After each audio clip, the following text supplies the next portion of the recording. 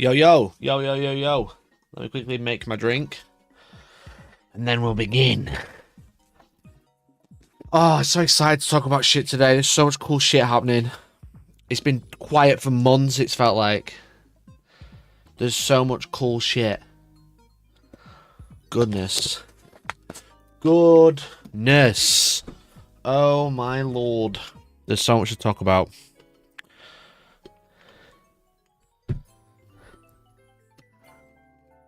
What's it? Look, it's so wet. The cup, I mean. Shut up.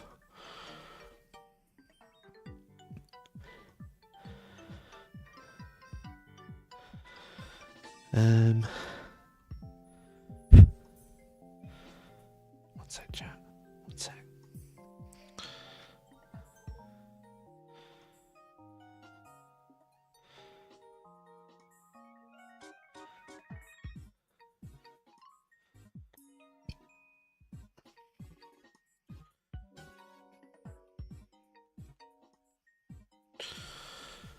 Right. Right.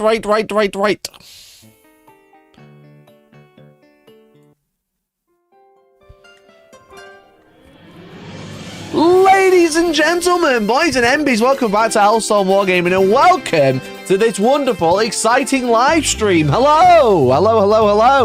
How are we doing? Welcome back to the stream. I hope you're all doing well. Hope you're all doing good. Welcome in. How are we? Let me know who you are, where you're watching from. My name's Mikey, and we're going to be talking about loads of reveals that have been happening this weekend. Not only the one in the thumbnail, but also ones that are happening elsewhere. There's lots and lots of stuff to talk about, so I appreciate you all tuning in. Welcome in, say hi, say hello. And I just need to tell the entirety of my Discord I'm going live, so we can talk about all of the things. We're going to talk about AdMech first. What a wonderful time. But have you all had a wonderful weekend? Let me know. Let me know how you've been. PJ Fisher, thank you for watching us from Shaky Wakey. Does that go to Wakey Wines? Abdul, come closer. Do you go there? At Peach Fisher 82 celebrates 14 months of membership. Abdul, go back. From Shaky Wakey. Thank you for the resub, dude. Really appreciate it. Thanks for the 14 months. Very kind of you. I just need to tell my Discord I've gone live. We can crack on. Big reveals, need to talk about it. Absolutely do not fucking go to Wakey Wines. What a wonderful place. I've seen it on Tinterwebs, lad. I've seen it. It looks well good. Well, I'd love to pay 17 quid for a can of pop. Anyway, welcome everybody. Welcome. I hope you all had a wonderful weekend. I've been playing Gundam this weekend. I went to 2 new type challenge events with 2 different decks, and I did abysmal. I did abysmal. It was ridiculous. It was absolutely crazy how bad I did. Matt, thank you for the 4 months, bud. Thank you for the 4 months. I really appreciate it. Joined at Matt_Caldwell celebrates 4 months of membership. It's gamer times gamers. It is gamers time. Welcome in, mate. Let me add you to our list along with PJ Fisher. We are collecting a list of all the wonderful people who are lending support to Hellstormwargaming during the month, and you'll be in with a chance to win the Lords of the Maelstrom box from Games Workshop. So thank you very much to Games Workshop for sending me this one, and thanks to the Outpost for helping me secure another one to send to you, because this one is for a video, but I've got another one just for you who support the channel. So if you'd like to support the channel, become a member if you haven't already. If you're already a member, you can let someone else become a member, and you can take one of these home. Potentially. We've been giving away quite a lot of the channel. It's been good. So if you want to support it and keep it going, do the things. Do all of the things. Popcorn, thanks for the 49 months, dude.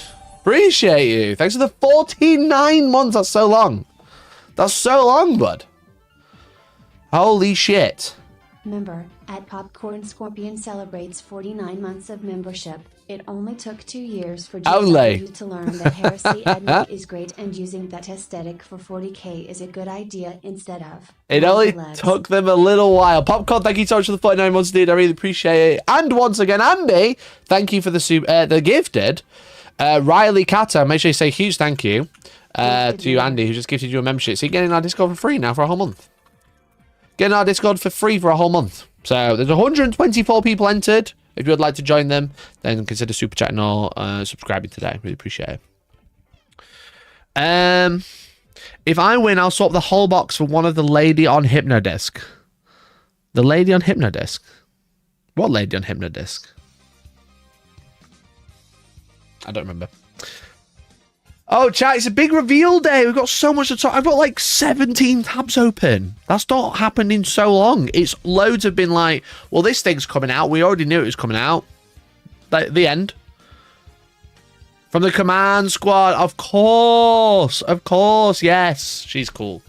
She's cool. Yes, she's very cool, yeah. She is on the Hypno Day. She's so right. I completely forgot about her.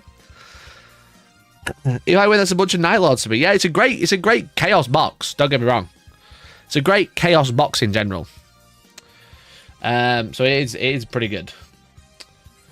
So have you seen Defend the Cadian Gate with the Archmagos Terminus and the new Skitarii Heavies? There's been AdMech reveals out of nowhere. The year of chaos is over. Back to the Imperium we go. Back to the Imperium we talk about. This is absolutely glorious. I didn't think AdMech needed another special character Magos, but it's absolutely sick. It's so good. Look at it. There's so much going on. It's got like 14,000 hands. I mean, this is Cole's armor instead of a key. It's a box. It's got fucking fat laser.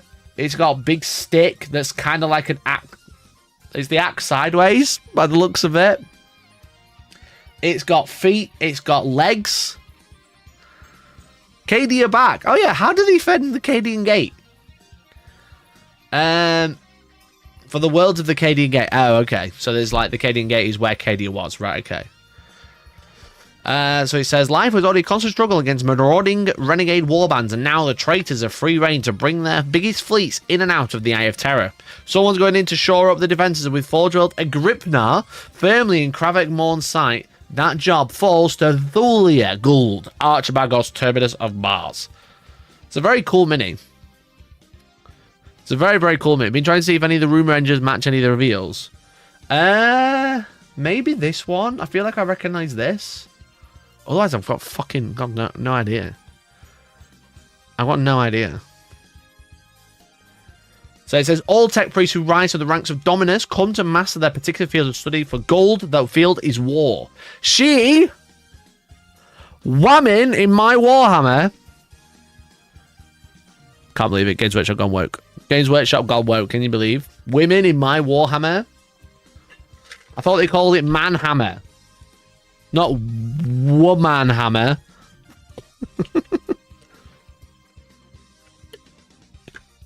Oh, I didn't shake that. Oh.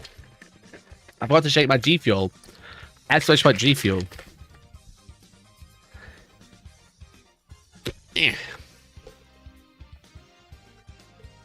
Oh, much better. Henry Cavill outraged at his Warhammer adding women. Can you believe? So anyway, she is a veteran of the Order Reductor, the subcult of the Adeptus Mechanicus, who reveres the Omnisire as an avatar of destruction, who has spent hundreds of years crafting herself and her force into the purest expression of divine wrath, augmenting her aging flesh with blessed steel until she towered above her peers. And she does, she's fucking massive. Fucking robot goth mommy, is that what we're saying? We've finally got robot goth mommies in Warhammer. He's outraged because they're women, not girls. Yowza. Henry Cavill up until 5 a.m. redacted all women from the script. Yeah, fuck them. Fuck them, that's what he said. No women, only children. All tech priests. We've done that one. She believes that the machine god himself has made her his instrument for the efficient conduct of war, and scorns those like Belisarius Call, yeah, fuck him, who wastes valuable time and resources on diplomacy and experimentation when they could be blowing heretics to pieces instead. In turn, Call and his ilk accuse Thulia of seeing no value in knowledge, and it cannot be applied to blowing up some more heretics, and in fairness, they're absolutely right. So this is the back. What the fuck is she carrying? What the fuck is she carrying, bro? That's gotta hurt. That's gotta be heavy. That's gotta be heavy. Look at the fucking dump, bro. She's got some real legs as well. Look at that. There we go. She's got a little spider coming out the front. I like the details, like the little consoles at the front. The face you can't really see too much because it's mostly masked, but Jesus Christ, she be carrying. Honestly, I just want to paint this model really bad. She looks ace. I don't even collect Admech. You know, she doesn't look too over the top either. She's very over the top, but not too over the top, if that makes sense. I think it works really well. It works really, really well. Not that the Archmagus Terminus would dispute those assertions, as she sees her single-minded obsession with warfare as just as another optimization granted by the Omniscience. If he didn't want it to slaughter traitors and xenos by the thousands, why did he make them so easy to kill? This is great. I'm excited to see what this character does, because if it's just all combat, you know, like Belisarius Cole, like, stays at the back, buffs everything. If she's like fucking massive laser, big axe, super choppy, it's gonna be sick. While many of her peers find Thulia Gull distasteful company at best, she is beloved by the Skitarii, who view her as the Vox D... the Vox DEI? Chat, they're rubbing it in our faces. Vox DEI? She's literally called DEI. No. Vox Day, no, it says DEI. This is because of BlackRock. You know that, don't you? This is because of BlackRock. This is a joke, by the way. If you actually think that, you're stupid. However, it's funny to take the piss. Gitface! Thanks for the 62 months! Stunning Myrtle. Defo on shopping list. Going to have to start ad. Definitely, dude. Definitely. Holy shit. Thank you so much for the 62 months, dude. I really appreciate it. And also, Leeks Veeks, welcome back to the club. Welcome to the boys club. Appreciate you. Let me quickly add you in. We got Lord, Gitface, and we've got Leeks Veeks. You two are added to the giveaway. Appreciate you. She's on the Tactical BlackRock. Yeah, that's true. She's on the Tactical BlackRock. Vox, diversity, equality, and inclusion. Can you believe they've put this in my Warhammer? They've put this in my Warhammer. Can you believe?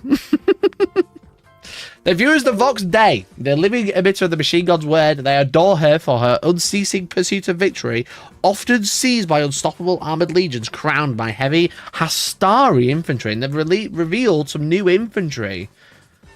These look small but great. You know? These are small, but they look cool. They're like mini obliterators, mini centurion, mini... They kind of like Thunderkin, really. They're like Admech Thunderkin. I think that's probably the closest equivalent. These are really cool. I like the little eradication beams. It's very, you know, 1980s. I like that they're just like attached to the weapon, so it's like part of the armor. But then they've got like the extra stabilizer. Like they should need it. Not really. They're wearing American football pads as armor. Yeah, it's like they're wearing football gear. Yeah, definitely. And then you got two more. I think this is a unit of 5. I think it's a unit of 5. When I first saw it, I was like, oh, they're in units of 3. Another one in a unit of 3, but I believe this one is units of 5. Otherwise, we won't show 2 more that are a bit different. So you got like the leader with like a power sword of some sort, and then you got 4 guys. They've all got like shoulder-mounted cannon, but then they got like this fucking disintegrator array. The shoulder pads are very 80s, yeah, big time. It's cool. It's really cool. Yeah, I really like them. I think they're really sick. I like they're kind of like hunched over a bit, kind of like because they're carrying these big guns. I make having some non-horde infantry would go nicely towards them, making them impossible to collect. I think there'll be about 20 points this unit. Hastarii are vital element of the Skitarii macroclads that combine the heavy firepower of much larger machines with armoured cyborg bodies and modified to carry such destructive weapons on the front lines. Their right arms are replaced with gyroscopically stabilised gun mounts wired directly into their cortical circuits, giving them the uncanny accuracy at the cost of needing to advance backpack generators that are as heavy as they are difficult to manufacture. So I think they're going to be quite slow, but they're going to be like quite, like they're devastators, you know what I mean? I love this as well. They've got like some sort of like las cannon equivalent by the looks of it. You got like this eradication beam and then like a las cannon. So there's like options in the kit, which is nice. Battle line 20 points to 60 of them. Yeah. And they got like, these big power packs. Oh, it looks like you can take stubbers or some sort of plasma carbine. They're really cool. I really like them. They're really fun. I'm excited to see what they do, don't get me wrong, but the models are cool. I'm excited to Tom to paint them. The subtle blue coils are nice, yeah. It's a real nice little pop against the red. Definitely. Sounds like las fusel type weapons or heavy flamers. Yeah, maybe. Maybe. It doesn't really say unless it says those class designated Hastarii exterminators carry vicious eradication casters that project expanding cones of lethal atomizing energy at close range, while the Fusiliers lance through vehicles and scramble their systems with pinpoint shots from the neutron fusils. Both variants are highly effective at their chosen jobs, but complex and costly to create, ensuring they're rarely deployed when their loss would be wasteful. So don't make the unit 50 points, please. Who main guns are based off the guns on the crab? Yeah, so this doesn't the Onager Dreamcrawler have like an eradication ray or something like that? I don't remember all the names. Onager Dreamcrawler, Onager, range weapons, eradication beamer. Yeah, it's an eradication beamer, right? So eradication beamer is a strength 9 -2 2 damage, or a strength 10 -3 3 damage. These are 3d3 and sustained 1, but it might be like d3 or 2d3 maybe.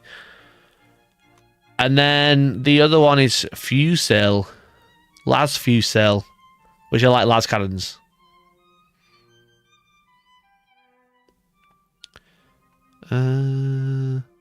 The walkers have those, right? Iron Strider. Oh, they have Cognis las cannon. What's a las fusil?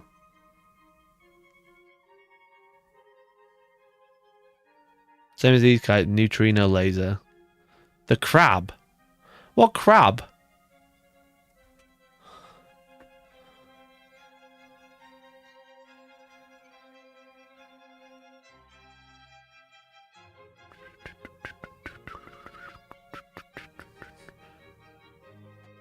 Yeah, it doesn't have a neutron laser on the... They're not neutron lasers, I don't think. Because the Onager Dreamcrawler... Last few seals is on Marine. Oh, yeah, of course. The Eliminators. That's where I'm remembering it from. Yes, this is the Dreamcrawler. So it has this. And it does actually have this, which a neutron laser does look quite similar, actually. It does actually look very similar. You're right. My apologies. You are totally correct. It does look very similar. So it might be similar one. It might be similar loadout. It might just be less shots or something.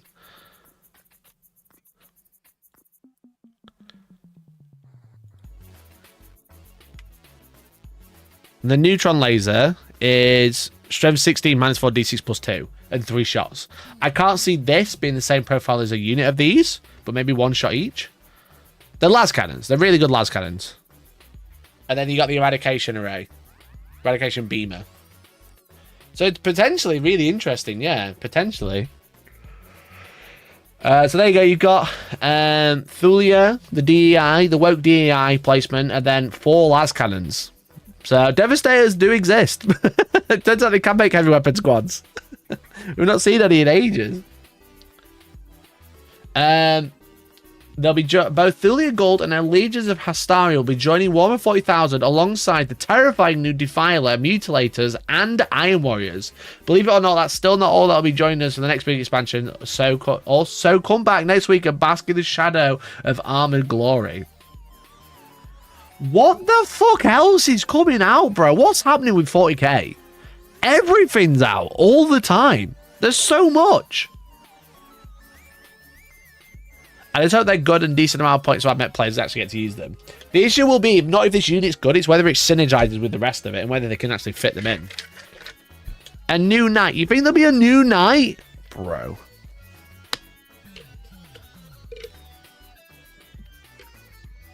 I think Admech are going to get a new vehicle. Bask in the shadow of Armored Glory. So I can see them getting a walker, maybe. Or maybe a new tank. And they're on the Cadian Gate, so it could be a new... Oh, imagine if they do a new Blame Blade. Imagine they do something like a new Bane Blade or something. I didn't even consider a new Shadow Sword. Because that kit's old now. The Shadow Sword and Bane Blade is like a 20-year-old kit.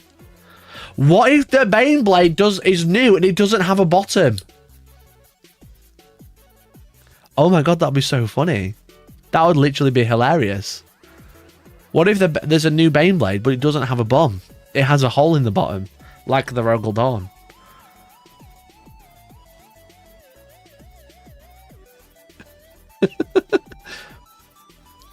Bane Blade with the assless chaps, yeah.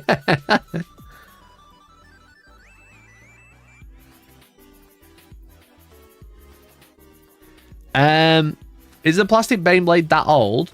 Well, when did the plastic Bane Blade come out? Didn't it come out with Apocalypse? Which is when I got into Warhammer in 2005.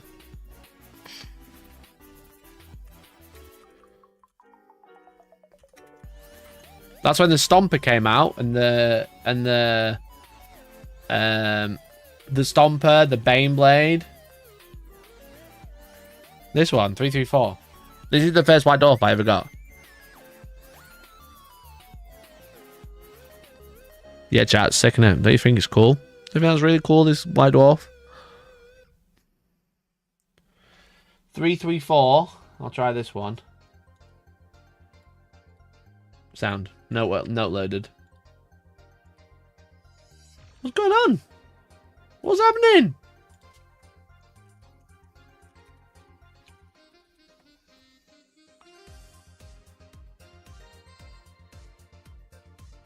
What is happening, bro? Why is nothing? Oh, this loaded. Never mind. Why Lexicanum died?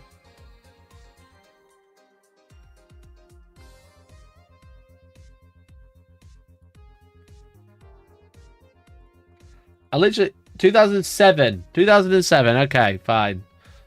Not 2005. 2007. When White Dwarf was £4. Can you believe? But it came around this time because this is when it first happened.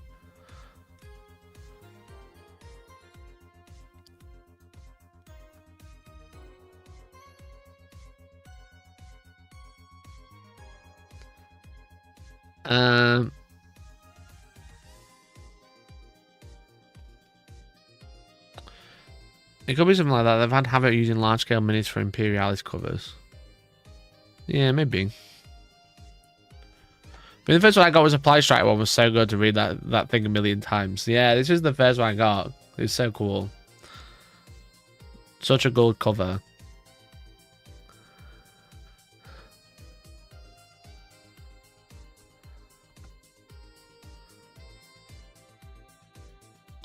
So who knows? They could be literally anything. But if they're saying they're going to bask in the shadow of Armored Glory, Maelstrom isn't, the new Maelstrom one isn't technically out yet. So they're already previewing the next one. You know, the hype cycle isn't stopping. So this is going to take us into March, probably. And then at the end of March is Adepticon. That's when they're going to announce 11th edition shortly. Fuck me. Fucking hell, it just never ends, does it? And then you got like April to talk about the rules. May is when they start doing more previews, and it comes out in June. Fuck me. They're so locked in. Bro, they're so locked in. That's crazy. There's so much. I'm tired. Boss, I'm tired. I need a break. Oh my goodness. Okay. I've just had a bit of an existential crisis at just how much stuff is coming. I don't think I can keep up anymore. I'm out.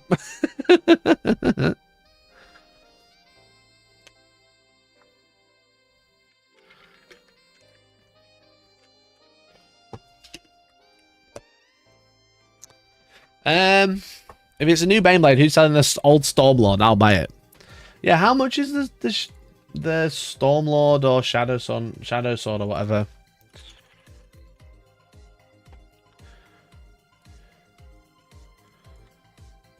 120. Yeah, this is an old kit. Look at the state of the paint jobs. Look at the state of the sprue. Why is there so much space? Look at all this wasted space. It's literally 20 years old, this kit. 3, 2, 1, let's go. God. The box is hilarious as well. This is the only kit that has the box that size. It's literally a square. That should be filled with stowage and bits. Yeah, but look how much space is wasted, dude. It's crazy. It's just because it's old, right? We're just like, look, they don't do sprues like this anymore. Grav blade coming. Oh, bro. Imagine they make a Imperial Guard hover tank. People would go nuts. They'd say that's the real DEI. The real DEI is the hover tank for Imperial Guard. It's just these fucking armor plates. You get so many of them. It's so funny.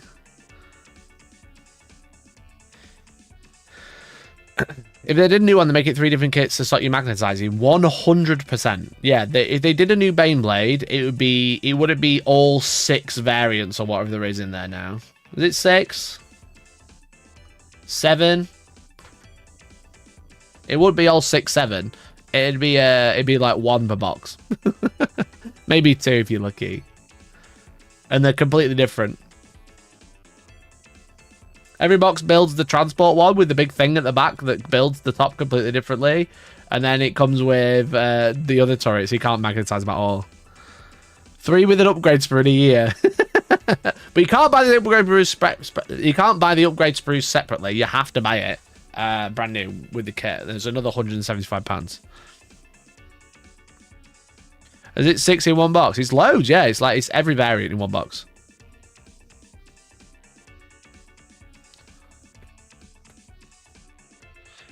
Way back there, the Forge World Ordinators. It'd be nice to see a plastic version. Oh, the Ordinators. I think I remember that. You want them to bring this thing out? You think this is basking armored glory? Where's the picture? Stop showing me ads and show me the fucking picture, dude.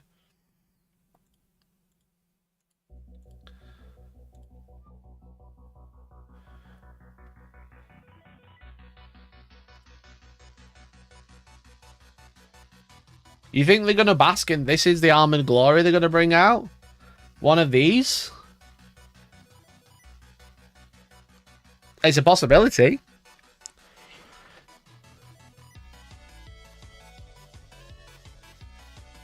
It's a possibility. Big cannon on tracks. That's basically what it is. It's basically a warlord cannon, right? The warlord turbo laser thing. Or similar. If they're going to bask in armored glory, I would hope they bring Thanatars forward, you know?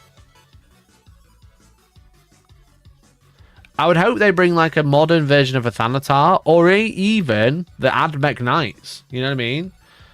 One thing that is currently resin that isn't plastic right now is these knights, the Styrics and stuff like that. They could bring like an Admech Knight equivalent, or just like a big walking robot that's kind of like maybe a mixture of a Thanatar and a Imperial Knight. I don't think they should do 1 for 1, but I think if they took like an inspiration of something like this, you know what I mean? We've kind of got the Castellan robots, but they could do something similar.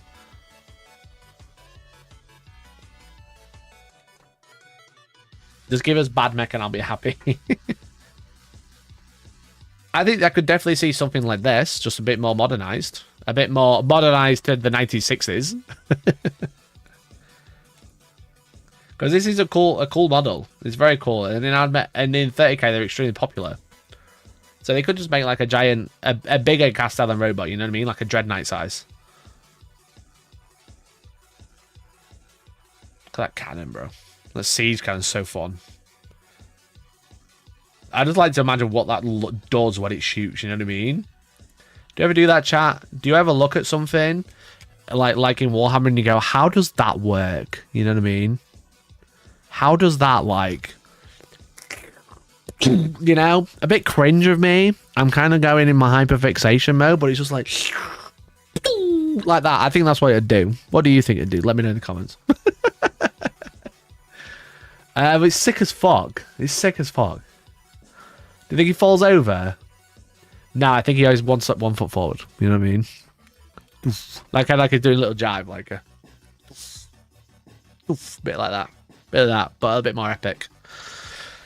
So that could be the Armored Glory. It could be something else new. Who's to say? I don't know. But if you are thinking about getting something new, chat, and you're like, oh, Mikey, don't talk to me about Maelstrom releases. Don't talk to me about the Eye of Terror Iron Warrior. Don't talk to me about the new Defiler. I've got so many old models that I can't do anything with.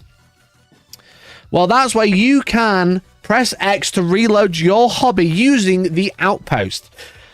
Thank you very much to Reload for now being a continuous supporter of the stream, a continuous supporter of the channel.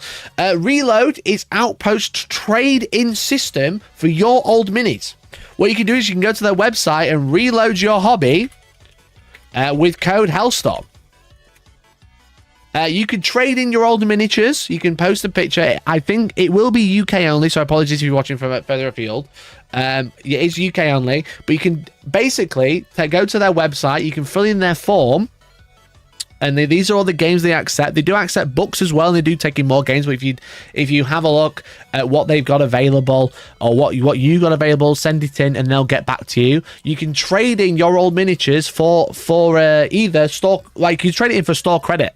Okay, so you can trade all your old minis that you're not using. Maybe you've got a big pile of shame. Maybe you've got an army that you've not done anything with for years. Maybe you started building an army and decided, actually, I hate the models and I can't be bothered. Or you started painting them and you can't be bothered. They take all condition. You've just got to send it all in. And now, if you quote code Hellstorm as part of your application, or if you, like, I don't know, get like a piece of paper and write the word Hellstorm on it when you take a picture, you can now get an additional 5% store credit by using Reload and using the code Hellstorm. Every time you trade something in and use that code, you get more money and I get a little kickback as well. So it's a literally win for you and me.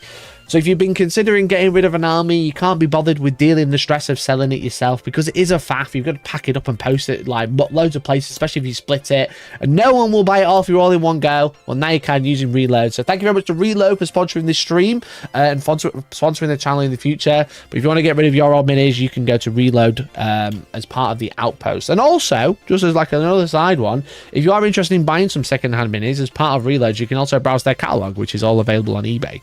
So I'm not going to open eBay just because it always tells everyone where I live, so I'm not going to do that right now. But if you are interested in any of these games, they do have a second-hand catalog as well, all part of the same thing. So you go to the-outpost.co.uk/reload and trade in your old models, and also, like I said, use code Hellstorm to get an additional 5% store credit on your stuff. So like I said, they take all types of conditions, new, on sprue, assembled, or even painted, or even part painted. They'll take it in for you. So shout out to them. We appreciate it. And thanks for listening to my little ad spot. So yeah, so appreciate it. We'd say it went really well when we did the first one with the video where I said I was quitting Warhammer and joining loads of the games, and if people wanted to join, they could trade in their old shit and buy new games. So now they wanted to take it further and sponsor the channel a bit more properly. So we're in pre-new edition, impossible to get new pre-orders before they sell out era. Once again, it sucks. Yeah, there's going to be a lot, if not even more, of FOMO boxes like on the run up, because that is just what sells. You know what I mean? That is the most popular thing. Games Workshop always sell out of like these FOMO boxes, these limited time boxes where it's the only way you can get the new minis for a little bit. It is super annoying. You do save money if you want everything. If you don't want everything, you don't save money. That is super annoying. But it's overall it's annoying, but I get it. You know what I mean? It's a shame, really. But it just means you've got loads of new stuff coming, which is also exciting. But yeah. I got it. Plastic Cyclops demo vehicle for Deathcore.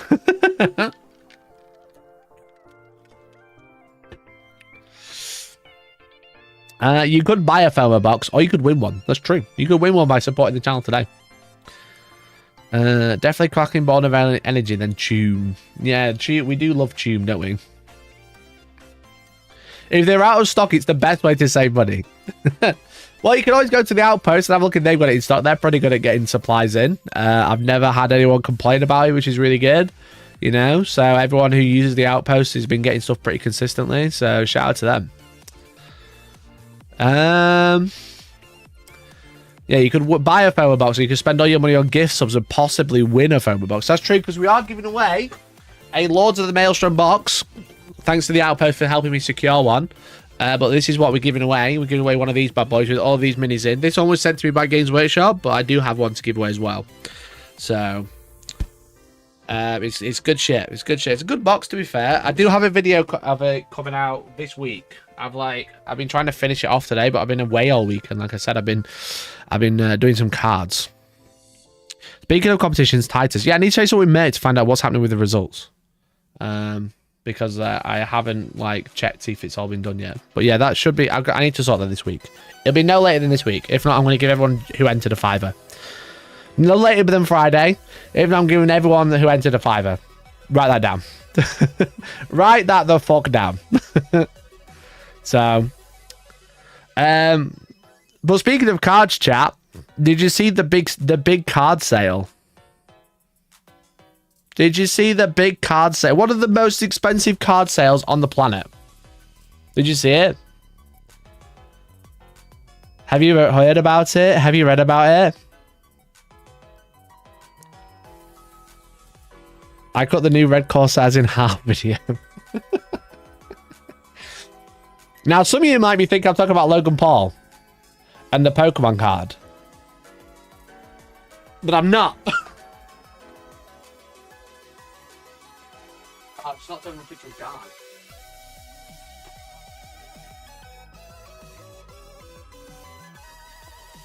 Chat.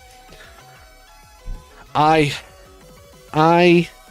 have got one of, if not the most expensive card ever in my hand right now.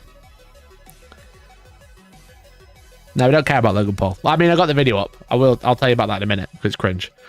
I have one of, if not the most expensive Gundam card in my hand right now. Do you remember I said I was going to some events this weekend? And there was a card I really wanted. If you won the event, you won one. Do you remember me saying that last week?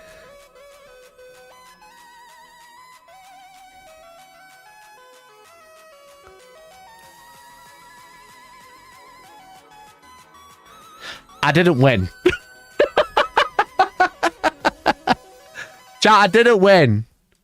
But my friend did. My friend Liam won. Shout out to Liam for winning the new type challenges weekend and winning the one card, the one expensive card that I've ever looked at and really wanted.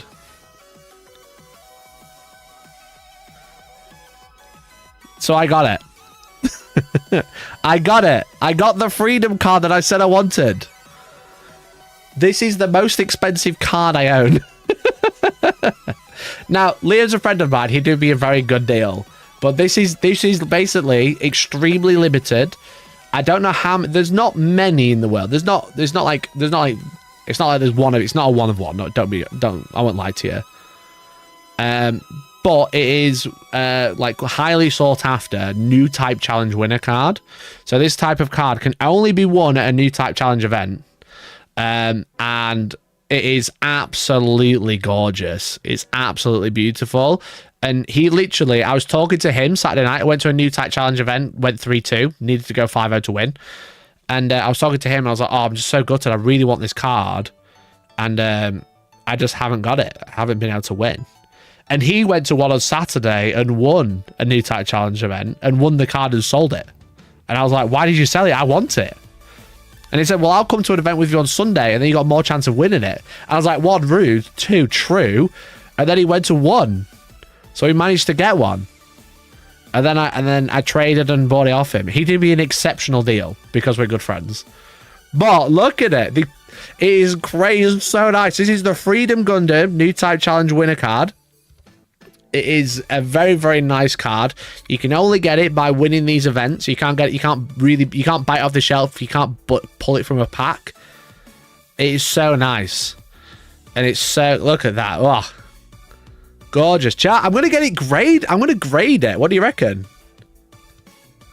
Time to make a necklace with it like from Kyber. Oh, yes, dude.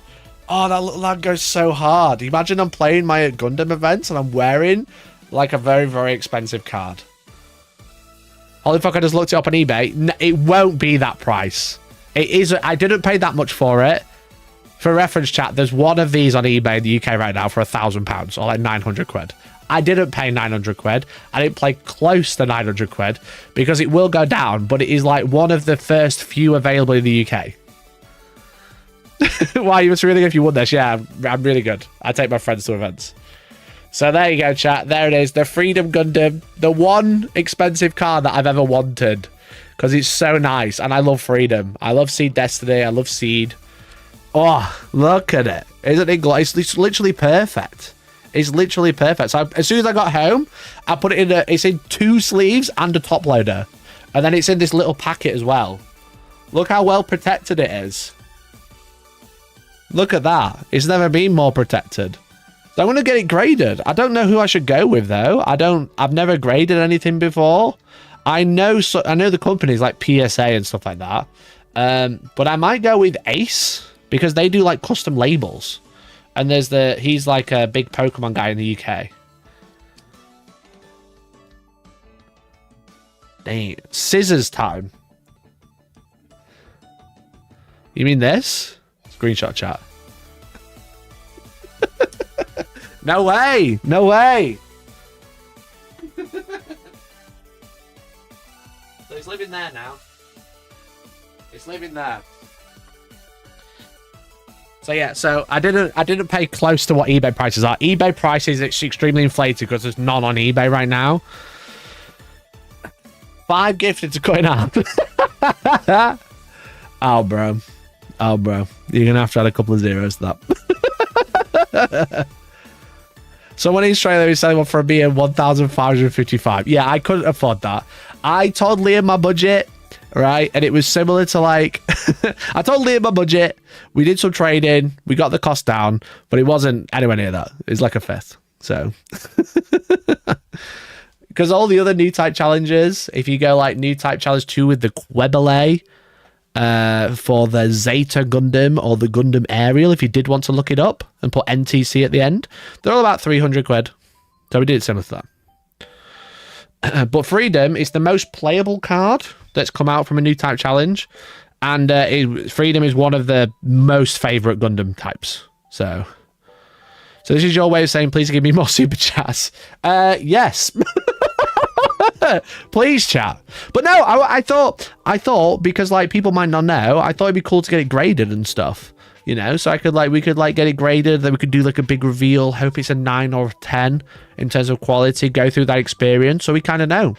Because you've obviously seen like people talk about like Pokemon cards being graded and stuff like that and going for 9s and 10s. I've got no fucking idea. I want to put it in a slab and I want to put it next to a model. I have the Gundam Base Limited Freedom Gundam version 2 on my shelf, and I thought it looked sick with that on the shelf with the card next to it. How livid would you be if it's like a 3? If it comes out at like anything less than a 10, I'm going to be annoyed. If it comes out at 9, I'm going to be disappointed. If it comes out at 8, I'm going to be extremely upset.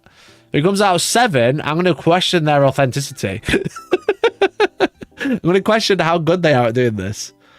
So yeah, so I'm actually going to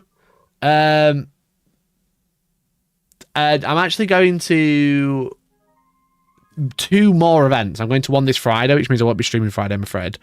And then I'm going to one on next Thursday. So I might even win another one, and then I'll just vlog one, you know. But I'm going to go to those events in case, because I really like the pilot card to go with it and then get that graded together. But now it's going to live up there for just for now. It's going to live here, and then I'm going to send it off and get it graded. But it's cool. I don't know if you know, like Ace Grading, like a UK company. One of the sidemen owns it, I think. But they do cool labels. So, like, for example, if you don't know what we're talking about with grading, like, you've probably seen... you've probably seen something like this. Where it's like a graded card. It looks well nice, don't get me wrong. So this is PSA. This is the most well-known one. But it's also an American company. But Ace Grading, they do like custom labels for the top. And I think it looks so nice. They do like art extensions, essentially. I think the font's a bit more funky. It's a very YouTube thumbnail font, don't get me wrong. But I think the font's a bit more funky, but they like it, rather than having this like white band that just says what it is in very plain text, they do like extended art version, which is cool. And if you're the first one to get it graded, you get to help design it. And they have not, obviously, this card came out this weekend, so that no one else has ever, I just need to screenshot my scissors. No one else has ever had it done, so I'm thinking about going with those. So I'm interested. So yeah, I think I'll go with those, but I don't know. I don't know any other UK grading stuff. So if anyone does know, feel free to let me know. But there was, did you see the Pokemon card that went for yesterday? So Logan Paul is a scammer. Let's make that clear. In my opinion, he's a scammer. Because he had the Illustrator Pikachu card that he bought for $3.5 million. And then he sold it on a website called Liquid Marketplace, and then completely randomly left the company and took his card back, and then sold it yesterday for $16.5 million. And everyone who bought part shares of it, that's what this Liquid Marketplace was. It was like part crypto, part ownerships of shit. And it's like, well, if you buy this, you own part of the card, and we can't do anything with it unless you guys say so. And then he just took it and sold it for $16.5 million. But they sold it yesterday to a guy, and I just want to say I've never seen the cringiest shit ever. KR Quinn, welcome to the club, dude. Appreciate the support. Thanks for joining the membership, and welcome to our giveaway. But there's just this clip. Sure, that's a class action lawsuit in the making. Yeah, there's a huge class action lawsuit in the making. The problem with America is that if you have loads of money, you can get away with anything these days. But there was this video that came out. It was like, so he did a live stream where he was like auctioning off boxes of Pokemon cards and then opening them. But then they auctioned off the main card, the main show, the Illustrated Pikachu, the one he wore like WWE and stuff. It's like got diamond chains and shit. And the guy who won it was there, and it's just cringe. The T-Rex. So this is the guy. This is Logan Paul. This is the guy. And it's like the most incel-y ass shit I've ever heard. And it's not even anything related to women. It just sounds like you've just been inside and practicing this in a mirror. I thought that was getting sold at the auction show. This is the auction show. It's yesterday. Golden.com. The T-Rex. Dinosaur fossil. That's on my list.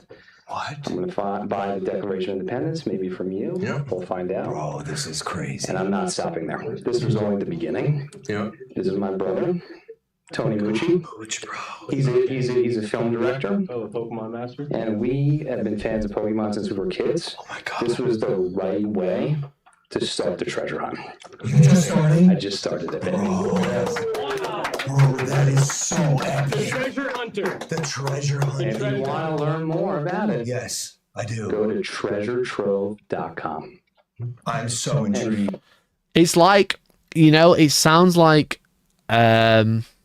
Syndrome. I just imagine him as Syndrome for the start of Incredibles, where he's talking to Mr. Incredible and he's just laughing at him. It's just like, what is happening? Like, what are you doing? How many times you practice this in the mirror? This is the cringiest shit ever. Follow. I'm At so Treasure Trove on intrigued. Instagram. There's a lot more coming, my man. This is crazy. This is crazy. Just the beginning. This is bigger than the card. It's bigger than me. I don't even understand what's happening right now, but it's surreal, dude. Bro. It's surreal. I don't even know what's happening. I just spent £16.5 million or $1 million on a card, and I'm going to buy the Declaration of Independence. And then I went to the website, treasuretrove.com. Not to give them free promo, I recommend don't bother going on this. Treasuretrove.com. Follow the treasure hunt, collecting uncollectible. And I was like, oh, their Instagram. I mean, they've barely got 5,000 followers. If I'd have just spent $16.5 million and got a Logan Paul live stream, I'd hope more than 4,000 people had gone and followed through with it. Like we did the other day. Imagine if he spent all that money on YouTube promotion. He got loads of followers. What's his story? I don't. Oh, shit! I didn't mean to like it. I had to unmute. Sorry. No, unlike. The Pokemon Illustrator card, bro. Every moment of your life is built up to this. You are the true Pokemon master. You can wear the hat in the house. Congratulations. God, it just looks so awkward. It's just so awkward, isn't it?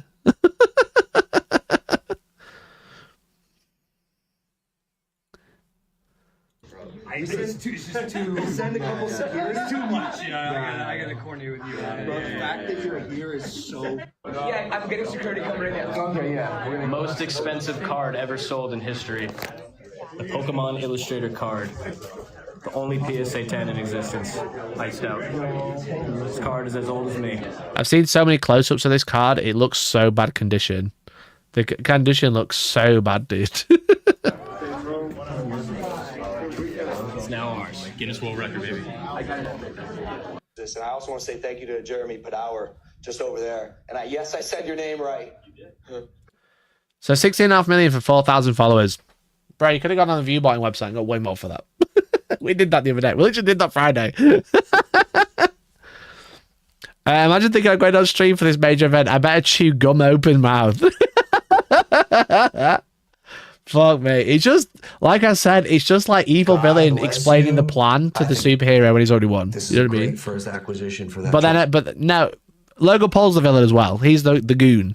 He's one of the goons, part of it. But it's just like, Fucking agree, man. Oh my God. I agree. You're a gangster. You are fearless, bro. I was talking to the camera, thinking I was talking to someone out there in the audience. He's right over there. He's just right over there. it's just his facial expression. There's something about it. Like, he's practiced this so much. He's practiced it so much. T-Rex. Dinosaur fossil. Why is he carrying a T-Rex in his back pocket? Why is he carrying a little T-Rex toy in his back pocket? What the fuck is wrong with you? What do you want, bruv? On my list. What? I'm gonna buy the Declaration of Independence, maybe from you. Yep. We'll find out. Bro, this is crazy. And I'm not stopping there. This was only the beginning. Yep.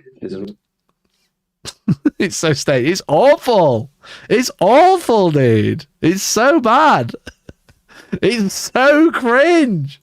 It's so cringe, dude. What the fuck? Oh, I just watched it this morning. I was like, God, I spent quite a lot of money on a card today, but God, I'm glad it wasn't $16.5 million for that.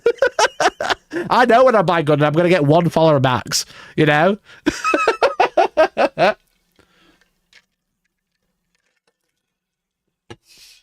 If I was a rich guy, I'd buy a card off a mate for 17 million just so he didn't have the most expensive card anymore. Yeah. Like, is Twitter working again? Because I had that up, but then Twitter went down earlier. Let me say Pokemon Illustrator damage, maybe.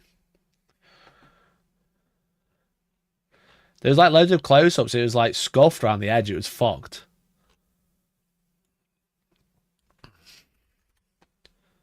Is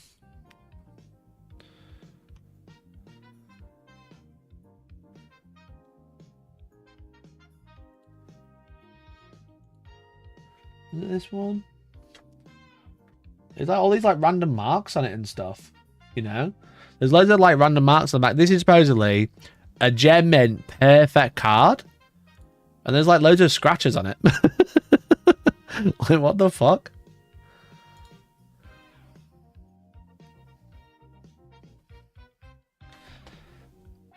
I love that his Guinness World Record as if that's really matters. You pay 10k to get any record you want. Yeah. You pay 16.5 million. You could have had loads.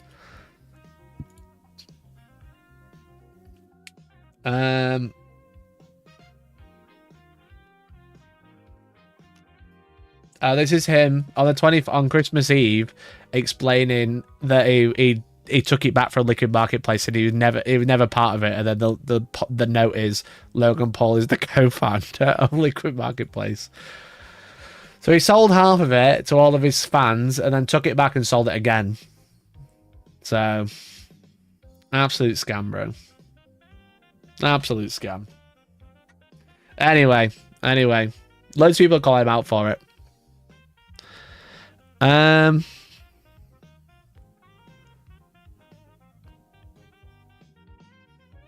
lot of grading companies are also shady as shit in on these scams. Yeah, that's why I was a bit nervous about going with PSA for grading, because like I've just heard so many horror stories.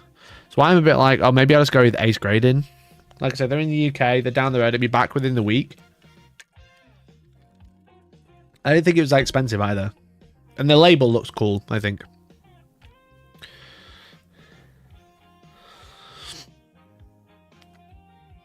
Yeah, that's why Logan's most famous, Nick, is because of the Japan incident. Anyway, in more fun news, chat, and maybe more related than specifically the card game, not only was the Gundam New Type Challenges this weekend me getting the coolest card ever to exist, just there, as you've seen, it was also the Bandai Card Fest this weekend in Las Vegas. So this was a big event. This was the Las Vegas Open of Bandai, and it's for all of their card games. And obviously one of the big releases, one of the big reveals for this was not only the big event, which was really cool, the big card game fest. It was basically a 200 or 100 or 200 player event for every Bandai card game, which was like One Piece and Digimon and Gundam, which is very cool.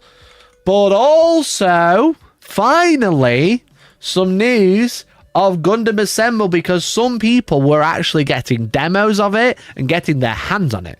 So if you don't know, Gundam Assemble is the new game that is coming out from Bandai. They actually released some miniatures with the card game to use as tokens.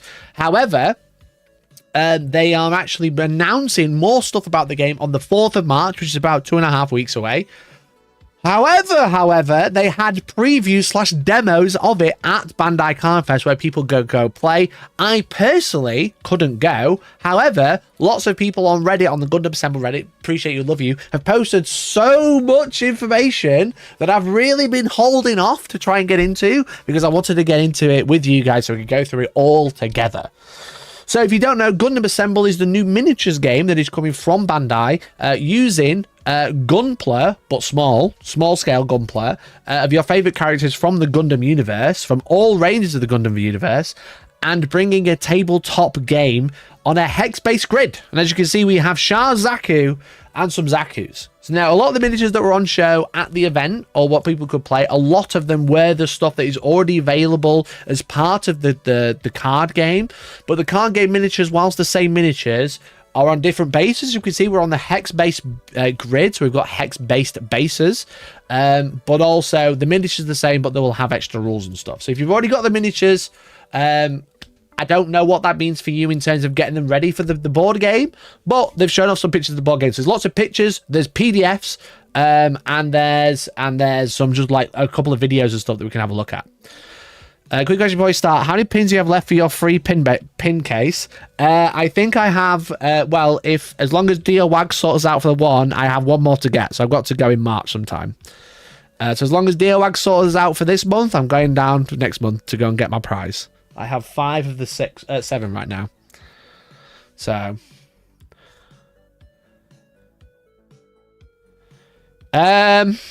Anyway. As you can see, these are the miniatures from that we've seen that are already available. These were in the Xeon Rush. So we've got Shah Zaku and 2 Zaku 2s. We've got like a close-up. Again, we've seen these miniatures before. What we haven't really seen in person is the bases. So you can see it's a hex-based base with some holes in. These are for the pins for the foot. So it looks like the base is going to be quite generic for all of them, and then you're going to be able to place them around. I don't know if they're planning on actually like basing them. I don't know if facings matter or anything yet. But yeah. Are these painted? Yes. So the Gundam Assemble miniatures are grey plastic. So these are all painted, but they're obviously demo ones. So they're not the the paint jobs are fine. We've got a tall geese, as you can see, on like what looks like a space map. We've also got a little sneak preview of one of the unit cards. We've got Gundam Wing Zero from the Endless Waltz. And what is interesting is the terrain. When we've seen all of the preview videos that came out about a year ago were all just on a flat hex grid. Now it looks like we've got some sort of elevation added to it. Now, I will say I'm not a huge fan of these very plain like pillars made of card from cardstock. I am kind of hoping that's just kind of like the starter set stuff. Maybe there's a plastic version you can buy. Maybe we can print something or make something.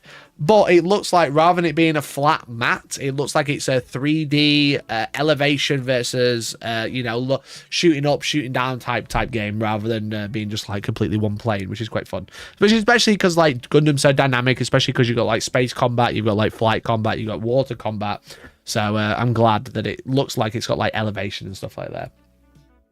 So we've got another Sharzaku too, but this time with a missile. We haven't seen this miniature before. We've seen Wing Gundam in a 3D render version. We've not seen Sharzaku with a missile launcher, which looks cool. How big are the bases? I've got no idea. I can show you a miniature. You can kind of get a rough idea what the base might be, but it's probably about 50 mil across. We've got Barbatos, as you can see. Well, I don't know what form of Barbatos, or one Barbatos. We've also got another RX-78 with a beam saber. The current one is the only one we've seen so far is the one I've painted. Where's she gone? There it is. So these are the ones that are already available as part of the card game. This is about a 50 mil base. I did base mine up, but I've actually held off painting any more because I wasn't sure what to do with the bases, because the ones in the card game come with round bases because they're essentially like card tokens that you put on the card because it looks cool. But they're going to be on hex bases. So this is about a 50 mil base for scale.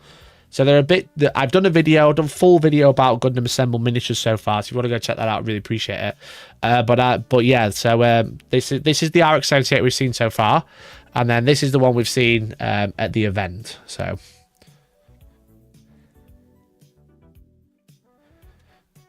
a different pose, and also one with a beam saber as well.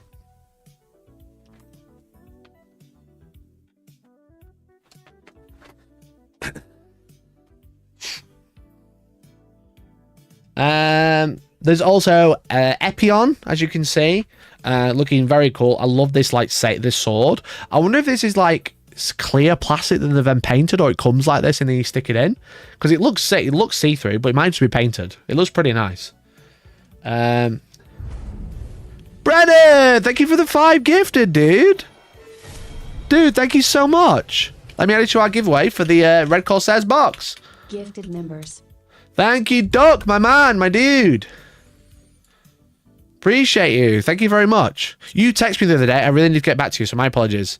I've had a really busy weekend, but I will get back to you shortly. How are you doing well, mate? How are you doing well? Thanks for the 5 gifted.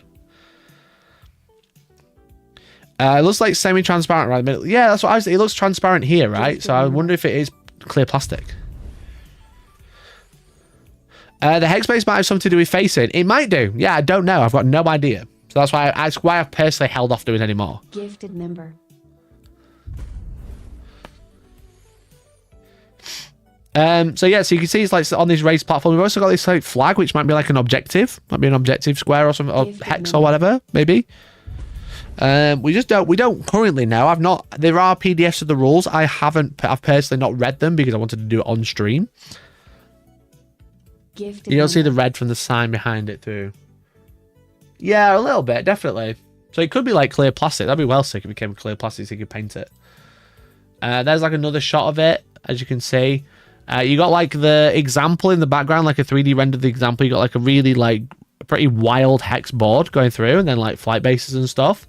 Yeah, I'm not a huge fan of this cardboard. I just hope you can print something, you know? To be honest, it'd be quite easy. You just print pillars and make them magnetizers so they all stick together. It'd be well sick. We've also got pictures of the starter sets. We've kind of seen this already on the website. So if you go Gundam Assemble.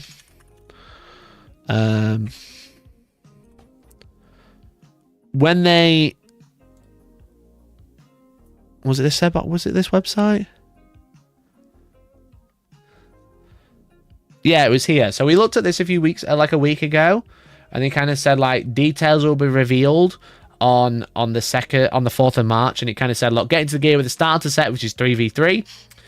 Relive Gundam history with a deluxe set, which is fight as one of the Gundam's renowned parts in a scenario based on the original story, or even command battleships on your own in epic 5-on-5 battles, and then mini expansions. So this is what they've kind of told us, and they said more info on the 4th of March.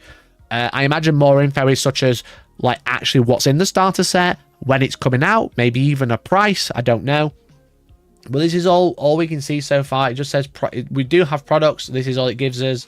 We go to about, and basically it gives us a very rough idea of what's going on. You know what I mean? Again, this is what we knew was happening. This, D10s and a hex-based grid. That is all we knew until like basically this week. These are some of the miniatures that we've already seen. Like some of these we've just had a look at. We've not seen this Wing Gundam in person yet. These are all 3D renders, but that is basically the entire website so far. And now we're starting to see like the box. As you can see, this is the deluxe set. So this is probably the one with the 5v5 with the RX-78 versus the Zeong, the final battle, I imagine. And then we've got an expansion pack, which is the Gundam aerial stuff, which again they kind of showed off last time as well.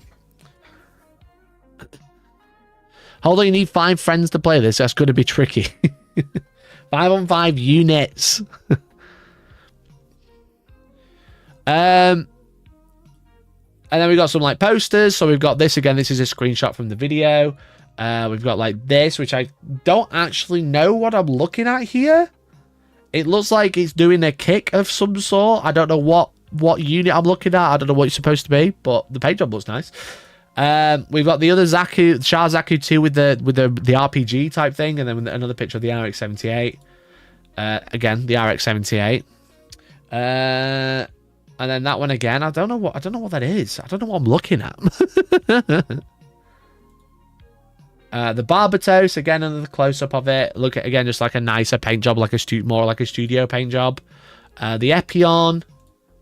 And then we got, like, as you can see, loads of people getting demos of the game. So this is what was happening this weekend. I wish I could have just gone to Vegas. I obviously can't do that.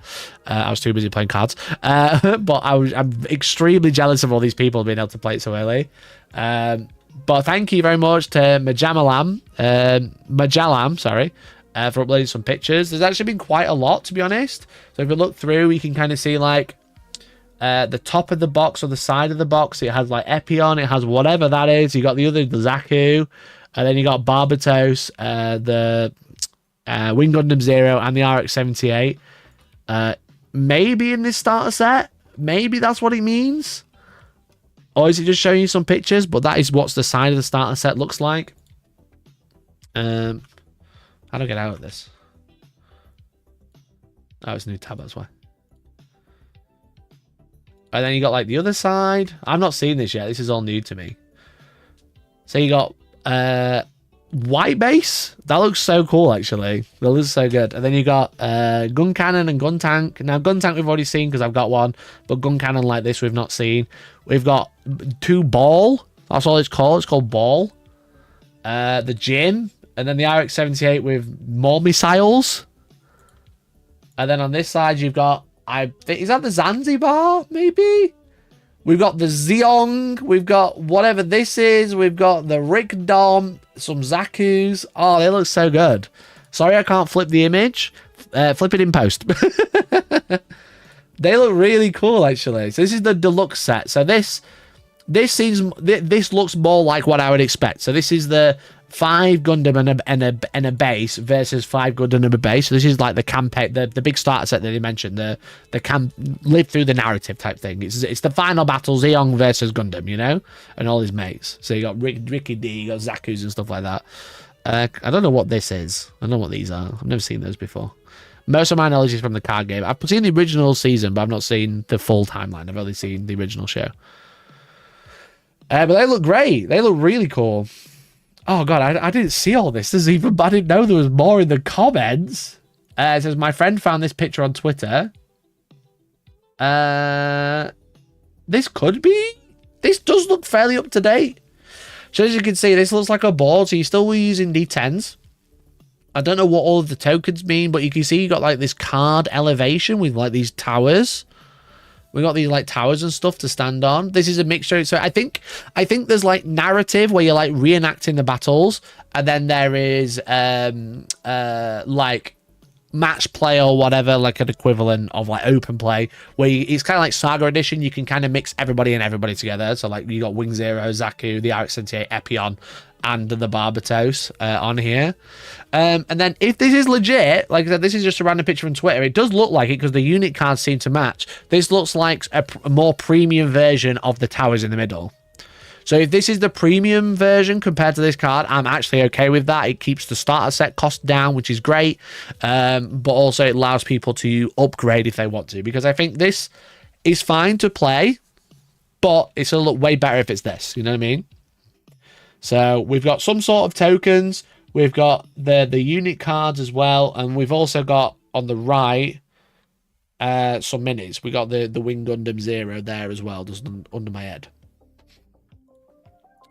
So it looks great. It looks amazing. I think that's the Zanzibar, isn't it? So it takes up 2 bases. I wonder how they're going to do like elevation for the ship, you know? Look at this terrain stop. Too good for MDF L-shaped ruins. Well, L-shaped ruins are L-shaped ruins, but they usually look good, you know? Like, if they're just painted MDF, no, it looks shit. But, like, when you've really got, like, a few miniatures, I think it's a bit different, you know? You need something, like, a bit more immersive. I think the card towers don't look great.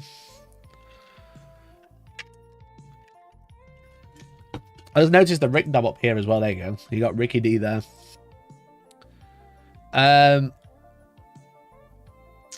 What else have we got? Anything else in this comment section? No. I didn't realize there's actually more, so I should make sure I check the comment section. We got some more pictures here. This is like a side view. There's a survey we could all fill in. We could say, hey, let us play. So it looks like I can't zoom in because it's Reddit. So we got like the main board here. It looks like RX-78, gun cannon, gun tank. So these are like the Gundam starter set stuff. So it looks like there's like some display stuff, which has like a little bit more models on it. And then the demos were with like what's available with the card game by the looks of it. So we've got some extra cards. We've got like a deck of cards, which might be like ploys, maybe like siege ploys, or like maybe like stratagem equivalent type stuff. And you got a bunch of tokens, looks like damage tokens, etc. I've realized this is the last picture. I'm going to skip straight to the front. So this is like a side view of obviously someone playing. Again, there's lots of stuff knocking about, so there might be like things to pick up, places to stand to get stuff. All might just be like random objectives. I don't know. I've got literally no idea. You've got to look at like some side view, some unit cards. So you got Shah Zaku 2, some Zaku 2s, and then I can't quite read these, but it looks like they're using some original art from the show, which is well sick. You got like a 3D render of Shah Zaku 2, and then you got like a screenshot of RX-78 and the Zaku with the really old art. That's super fun. That's super cool. There we go. We got some close-ups of the unit cards. Let's have a look at those.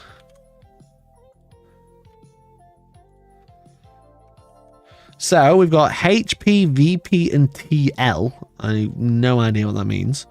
So we've got like the vehicle or the unit and the name of it. We've got the pilot and their faction. So we've got Hayato Kobayashi and Earth Federation. 4 tube missile, 2 cost, 3 range, strength 2. This attack deals +1 damage when targeting enemies on or adjacent to an objective. And it looks like we've got like an effect range. So like maybe this is like you're stood here. This is what it hits. That's cool. HP's hit points. Yeah, HP's health. VP might be like how many points you get for killing it, maybe. And it says critical after combat damage. Fracture the targets. That'll be like some sort of keyword, right? Like fracture means XYZ. I can zoom in a bit more. There we go. Saturated fire, energy command. Roll 5 dice for each crit. Deal 1 damage to each enemy unit within range 4. And then targeted shot. Ongoing. While this unit has 2 or more upgrades, it attacks gain +1 accuracy. So I don't know. I wonder what you like need. So you're gonna have like a hit roll, then a crit version. So crit might be like above a certain amount. Maybe that's like their strength. Maybe strength versus toughness. Maybe. Grey hex is firing units location. Looks like it. So I imagine this is where the gun tank is stood, and then this is what it can hit. And then we've got the low recoil cannons, which is cost 4, so a bit slower, range 4, a bit longer range, and then much higher strength. And it says this attack ignores line of sight and critical slow the target. And that looks like it hits 4 spaces in front. Nat 10 for crit hits. Maybe, yeah, it might be like the highest dice roll. It might be double. I don't know. And we got gun tank as well, so 10 HP, 4 VP, and then TL. I wonder what the TL means. That's the one thing that has not quite worked out. So Kai Shidan of their Federation. Cost 2, range 3, strength 2 for the beam rifle. Hits 3 of them, it slows the target. And then shoulder cannons, cost 3, range 3, strength 4, hits 3 in the middle. After combat damage. Rescue an adjacent allied Gundam? I don't know. I can't quite tell what that says. Can't quite work out what it's trying to say. And then critical shot, fraction enemy unit within range 3 for an energy command. So I wonder if there's like energy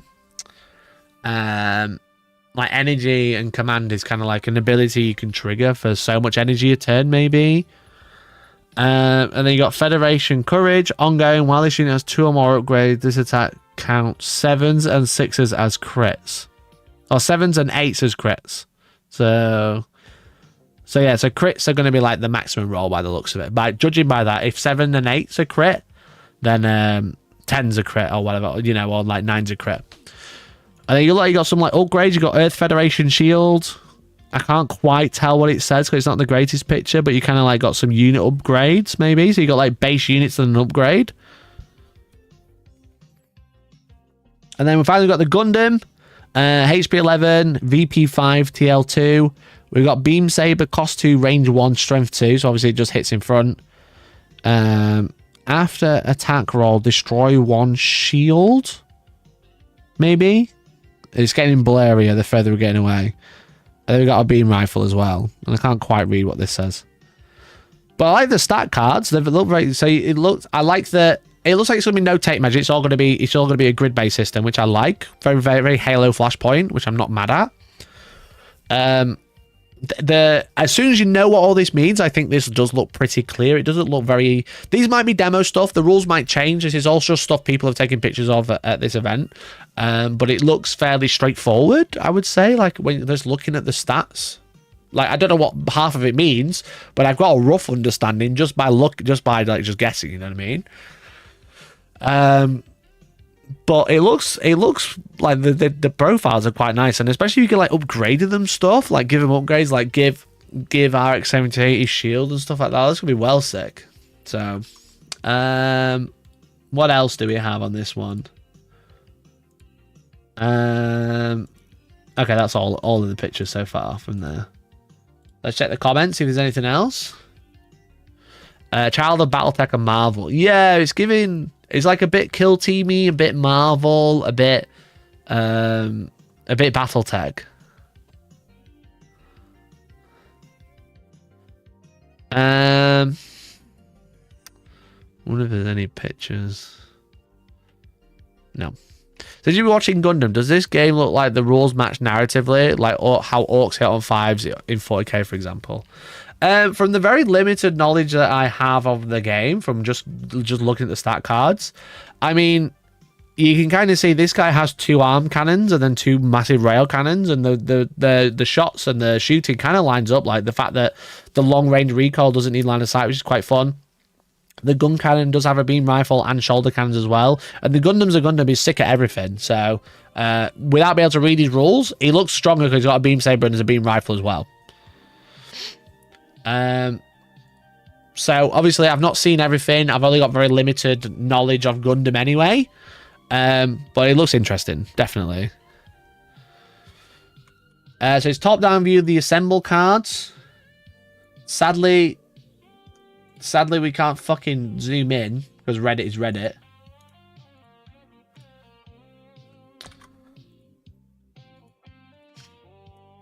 If I zoom in, this happens. Wonderful.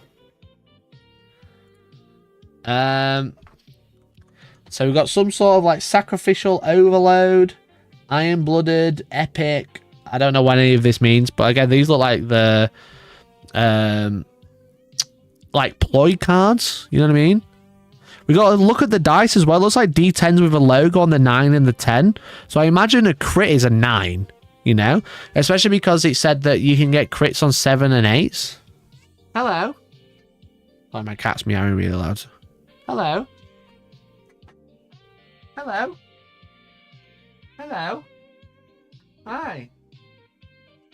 Hi. Is your mum in the shower so you come to bug me, have you? Eh? Yeah.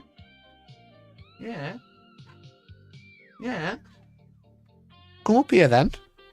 Come up here. Come up here. Come here. They can hear you. What? Sorry, chat, one sec. Hello. You go all quiet when we start stroking, don't you? Come here, girl. Come and sit on here. Good girl. So yeah, so it looks like we've got D10s, like custom D10s with crit, maybe crit markers on the 9s and 10s. That's what it looks like to me anyway. Because obviously we've said, like I said, it mentioned crits on 7s and 8s. So it looks like, was it gun cannon? Can crit on 7, 8s, 9s and 10s. So we've got a few more looks at the unit cards. We've got like the other, I can't zoom in. Why is Reddit like this? If I open image in new tab, every time it's just got this fucking border on. Oh, there we go. So we got Gundam Vidar. We've got Hero of Side 7 Gundam. So this is the other one. We got Vulcan cannons and the beam saber. We got Wing Gundam Zero, Angel of Destruction. So it looks like there's going to be like different types of each Gundam. Kind of like in the card game, you got like multiple versions of the same one. We've got Gundam Hero of Side 7 because it's from this part of the timeline, and then we've got Gundam Epion, Crimson Dragon, and stuff like that, you know. So sadly, again, we can't really see because the quality is shite, but it looks like timeline. This is like timeline red, timeline blue, phase 1. So I don't know what all this means. This is part of the side, but you can see we've got like the objective tokens and stuff, and we've got all these new miniatures to look at. Took some time to review the demo cards at card fest. Someone else doesn't. I'll see if I can upload a rule sheet later today. So we do have access to a rule sheet, which we'll go over shortly. So there you go. You got another gun cannon, White Devil Gundam. So this is the third version of Gundam we've seen already. Bastion of Fire Gun Cannon, so a different version, and then another, the same. Yeah, this is the same gun tank. So again, you got beam rifle, shoulder cannons, and beam rifle, and then some like these can't. This is what I don't know what happens with this yet. I don't know what the timeline is about. And then Shazaku. Reddit's so bad on the computer. So we've got Shazaku 2, we've got Zaku 2 Linebreaker, and then Zaku 2 Enforcer. So these are the 3 from the starter set that we've already had access to. Come here. Come here. Come here. Come on. What? What? What's up? You want bun pats? Is that what you want? You want bun bongos? He's obsessed. TL could be where they locate on the timeline. See when they activate. Oh, that's genius. Yeah, that could be like initiative, but like call it timeline instead. What's up? What's up? Just rolling around on the floor are we now? Come up here.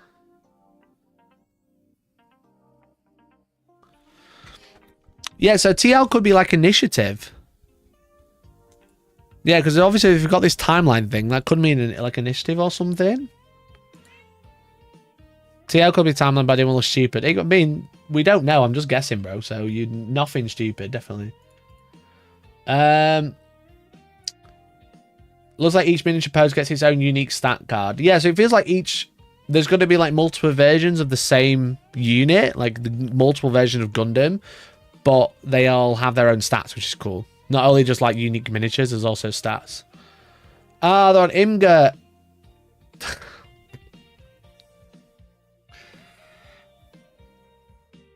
Fuck's sake.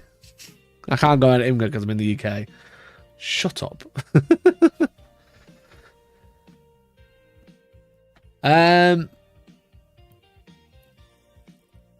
Rex Claws, slow the target. So we've got Mikazuki with Tekadan.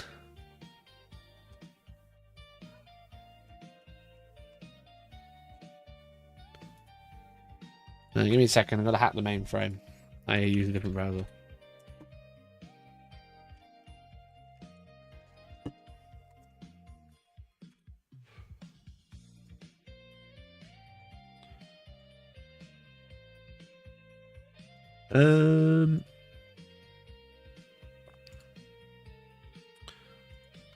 Well, I can't fucking use the VPN because I have to pay.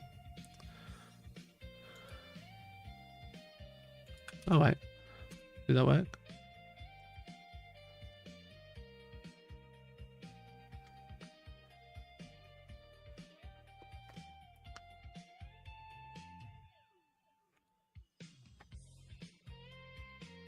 There we go.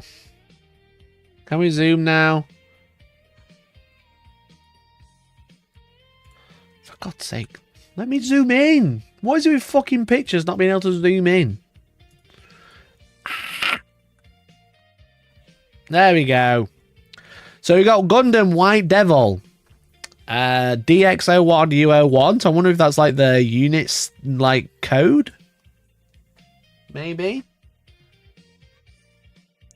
We got Ammo Ray with the beam rifle, range 3, strength 4. After combat damage, fracture the target. So again, we don't know what fracture means.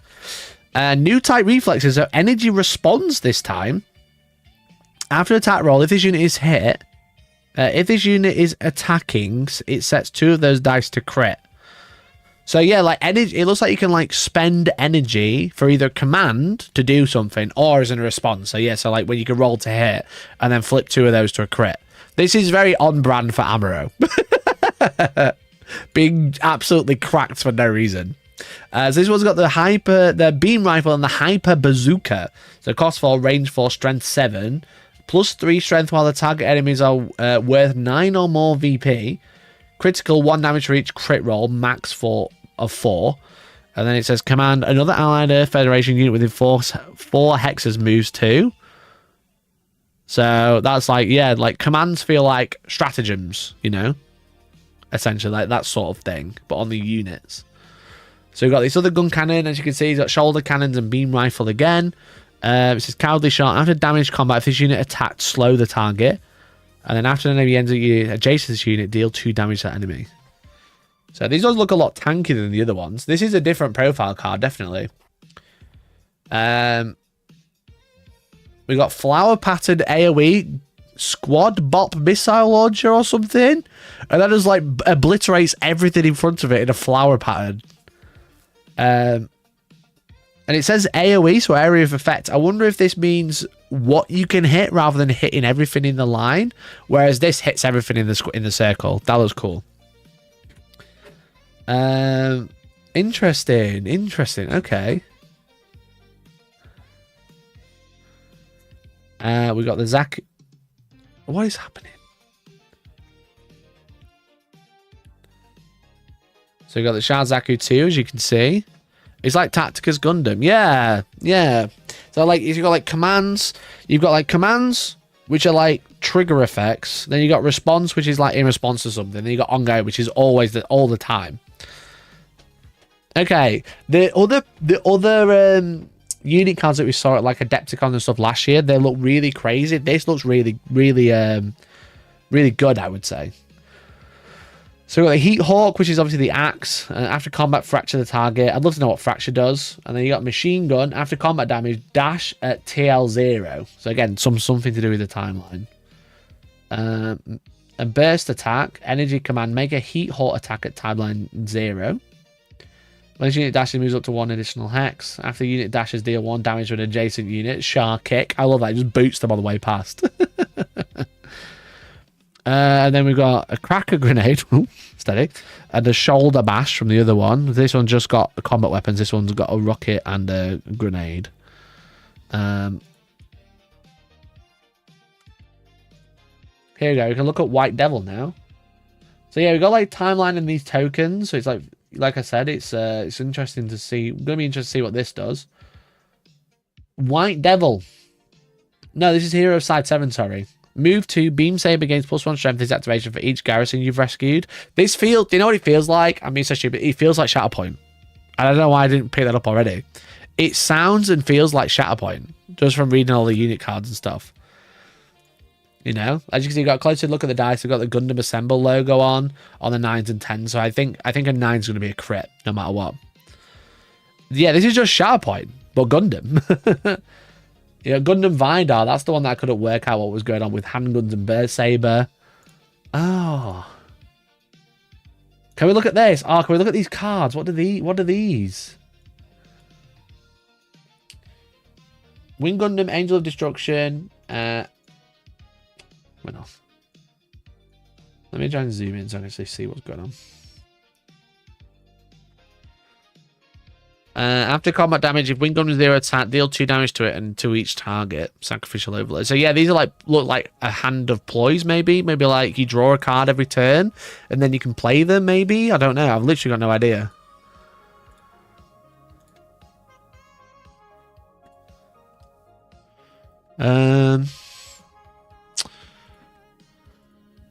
Okay, the one thing that we did get was a rule sheet.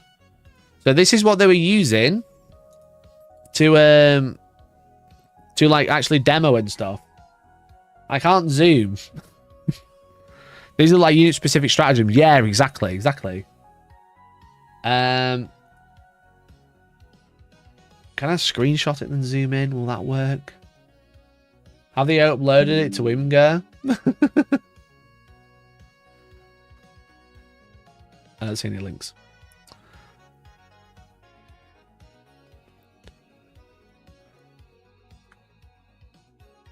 So it says VP, points earned upon defeating this unit, timeline, starting position, base HP, trait tag. So these traits listed here determine which tactics can be used. Weapons and effects. After shuffling the cards, tactics cards, okay. After shuffling the cards and placing the deck, draw the first 3 cards to form your hand. Do not show the cards to your opponent. Draw 3 additional cards at the start of phase 2, and then trait tag. So compatible mobile suit can only be used with a unit card that has the same trait tag. So yeah, so they're like ploys. They're like stratagems in the hand. Timeline track. So it says the unit with the lowest timeline takes its turn in the case of the game timeline value. Choose a unit from the side that did not have the most recent turn. So if there's a tie, you'd alternate.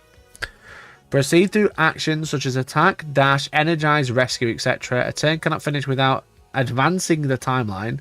A phase is completed once a timeline has been advanced through once 10 rounds. The player with the most victory points at the designated time wins. So this obviously this demo, so it doesn't. At the minute, it might just be like kill stuff, but it might be like more stuff. Terrain effects. Moving to a high hex uses 1 additional movement for each level of elevation change. Attacking units from a greater height grants a -1 penalty to accuracy. Attacking units from a lower height incurs a +1 to accuracy. Oh, so I think this is like the opposite of how Games Workshop do it, where we say +1 to hit, a 4 goes to a 3. If you're thinking about logical number, if you need a 4 to hit and you make it -1, now it's a 3. So a 3 hits. So I think they're using the opposite logic. But it looks like you hit better if you're higher up and they hit worse if you're lower down, which kind of makes sense. I like the idea of elevation actually having a matter. So yeah, so like it says grants a -1, but flip your head over and see it as reducing the number you need. So if you needed a 4, -1 is now a 3. Water. So there's water as well. During a turn that begins in a water area, 1 additional movement is consumed. When a unit in a water area attacks, it incurs a -1 penalty to accuracy. When attacking a unit located in the water area, the attacker incurs a -1 penalty to accuracy. That's the opposite. Huh. You think that'd be +1 then, wouldn't you? Like I've just said, if we're doing the opposite logic. You hit better in water?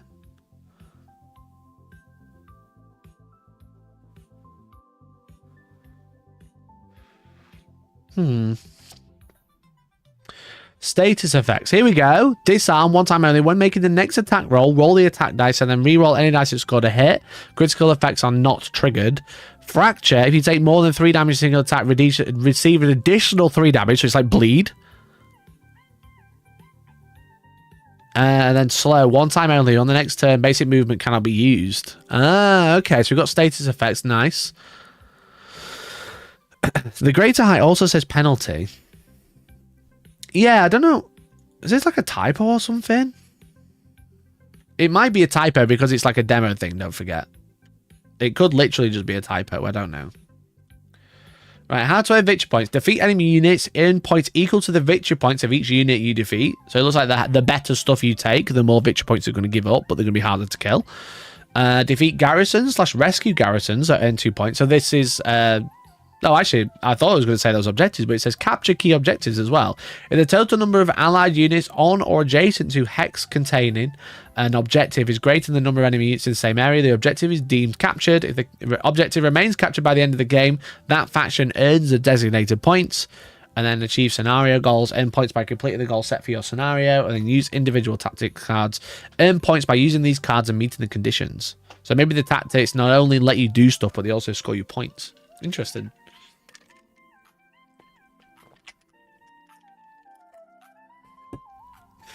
And then you got upgrade tokens.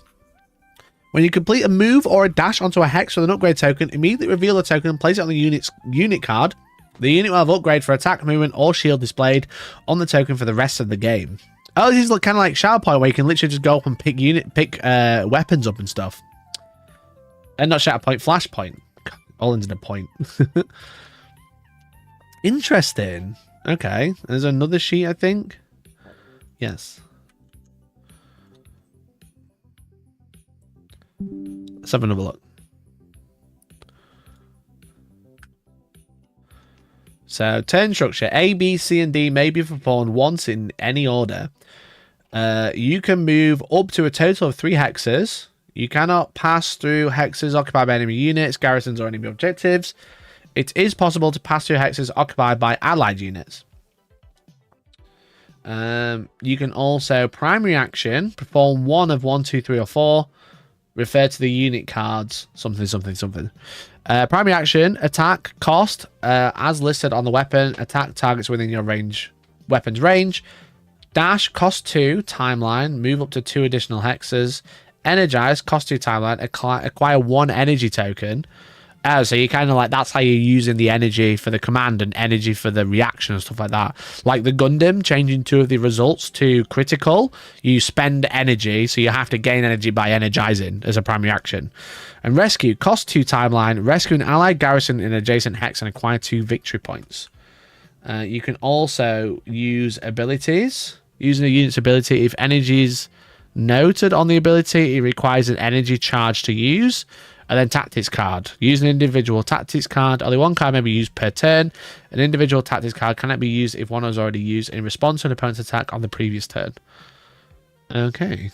Interesting. So I guess we need to have a proper look at what tactics cards are. Attack sequence. Select the weapon to use and the target. Declare an attack and choose a target. Line of sight check. Refer to the section at the bottom. When attacking at a range of 2 or more, check if you have line of sight. If the line of sight is clear, pay the timeline cost of your attack. And then we have the attack dice. It says roll attack dice equal to the weapon strength. Okay, so strength determines not what you need, it's how many dice you're rolling. Roll a 4 or higher to hit.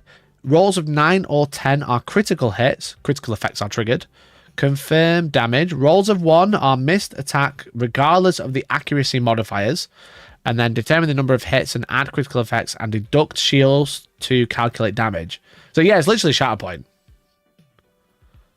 It's literally Shatterpoint. Yeah, you roll, you calculate the damage applied, and then you remove damage for the shields and their armor. And then whatever's left causes the actual damage. And then you got like how to get line of sight. Imagine line passes through. I think this is fairly basic, you know. Oh, here actually maybe it isn't. Line of sight is considered blocked if in the following situations, regardless of the attack. An imaginary line passes through a hex with a higher elevation than the attacking player. An imaginary line passes through a hex occupied by an enemy unit. An imaginary line passes through an enemy base or an enemy objective or unit tokens on the enemy's side. When attacking from a hex higher elevation than the target unit, an imaginary line passes through a hex at the same elevation as the attacker. So they can't see each other because there's a hex in the way. This guy can see because he's looking down, but they're looking up so they can't see. I can't quite tell because the picture's a bit blurry. Yeah, it's a little bit blurry. It's a bit hard to tell. And this is example, line sight blocked on both players. Imaginary line drawn from Gundam's pass side passes through terrain with higher elevation. A line drawn from Shard Zaki 2 passes through hex at the same elevation. Oh, okay. So you can't see over. Right, okay. So you can see down, but you can't see across and down. So it's all hex based. So I think the bases are going to be quite important. I've not seen anything about facings or anything, but again, these are starter set rules, so they could mean anything. Oh, this is just a much better picture. This is just a much better picture. I should have looked at this one.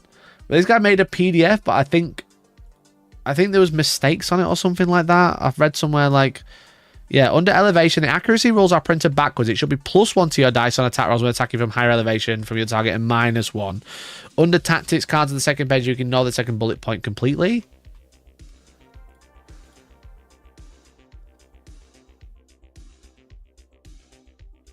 Okay. And then we've been saying this at the demo, so I'll say it too, that everything you see is not subject to, not final, and subject to change. So yeah, so these are they've made some mistakes on these demo things. Okay, that makes more sense about the accuracy. Then the final one is a video, actually. The final bit, chat, is a little video. Because someone uploaded a live demo. So I think I've got a rough understanding of what's going on.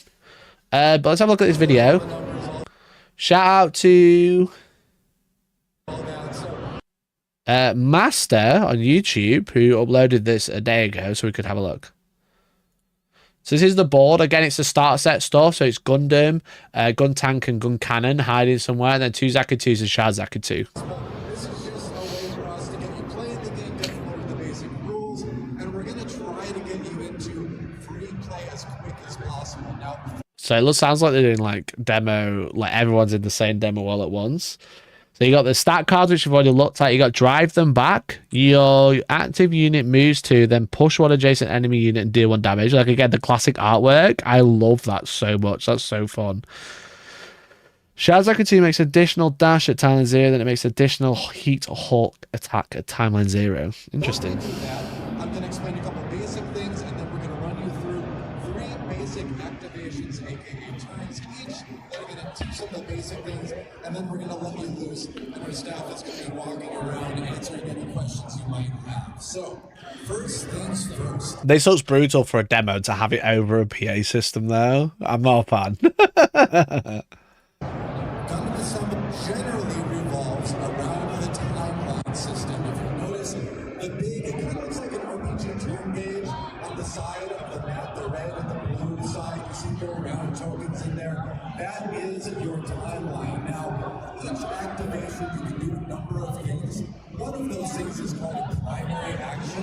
Those primary actions will cost timeline. When you pay that timeline cost, you slide the timeline token on the timeline track up the amount that it costs, and that determines when the unit will be able to next act. So keep that in mind as we go forward.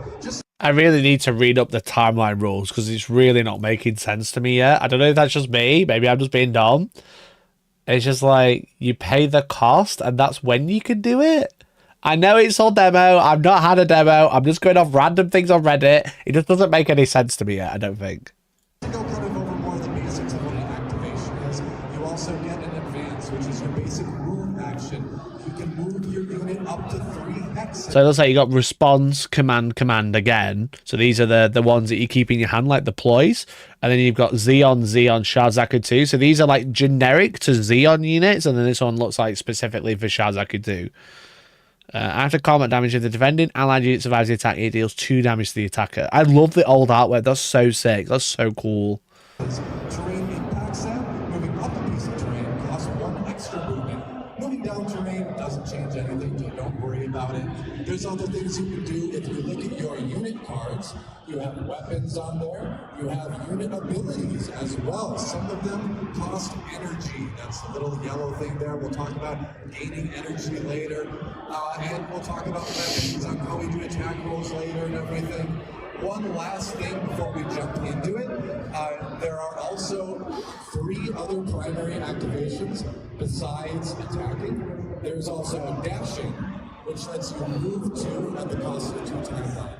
There's rescuing a garrison, which will go over later, but that also costs 2 timeline. And there is also energize, which gives you an energy token. You can see a couple energy tokens out there on the map. You can pick them up too, but you can also use one of your primary actions. Okay, so it says there's energized tokens on the map that you can collect. Again, feeling very Halo Flashpoint, where you can like collect upgrades as you're moving through, which is quite fun.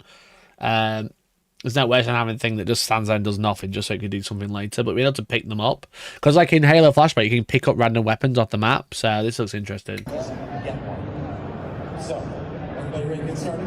Yeah. All right. I would very much appreciate if you follow my instructions closely. Or you do the rest will get lost. If you do get lost, don't worry about it too much. We've got staff that can help you catch up. Just raise your hand and let us know. Now, if you look at your timeline and look at the rounds, the lowest round that we've started a unit on is round 4. Now, normally, you would start your units a little bit earlier on the timeline. If you look at your unit cards, you've got a timeline cost up in the upper left there. If you see those 3 numbers, you've got the HP of the unit, you've got the victory points, that's how much your opponent gets when they defeat that unit, and then you've got the starting timeline. Normally you'd start there. We've got everything a little bit in progress here because we want to get you to the end of the first phase. A game of Gundam Assemble is usually played over 2 phases. At the end of the second phase, whoever has the most victory points wins the game. It's as simple as that.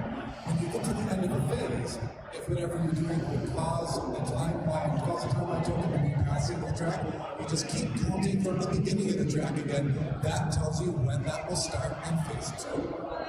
So, it's time. I think before an action advances the timeline, then mobile suit activates when the timeline value is hit. Yeah, so I guess like it's kind of like if you've got something that's timeline 1 like Sharzaku, then he'll do loads of activations first before the Zakus start activating, or maybe before Gung Tank starts activating, because he's more skilled, so he'll do it all first. But yeah, I'm not quite getting my head around it just yet, I don't think. To get started, and of course, who's faster than the red comet, right? So that's why Sharzaku 2 goes first. What I'm going to have our Xeon players do is pick up that Sharzaku 2 unit and move it 3 hexes directly forward to land in front of the unsuspecting gun tank. Now you'll notice, as you move your 3 hexes forward and drop that Sharzaku 2 in front of the gun tank, you are moving over again. He can move further. Called jumping. If you start on elevated terrain, you can move over things like enemy garrisons and enemy units without any sort of terrain penalty or everything. Normally you can't move through those, but if you're jumping, you can fly over them. So, as Shar, I would imagine that most of your boys is settled nice and calm in front of the gun tank, and it's time to attack with your primary action. You're going to choose the attack action, and you're going to look at your unit card for the Sharzaku 2 and do the Heat Hawk. Everybody find the Heat Hawk weapon on your Sharzaku 2 unit card. Like I said, like the over the PA demo is so weird, because if you start getting it wrong, how do you know? Everybody see it there on the unit cards. The unit cards are the 3 big ones. On It's going to be either the right or left of you, depending on what side of the table you're sitting on. But if you can see it, everyone find the e-hawk? Some people have.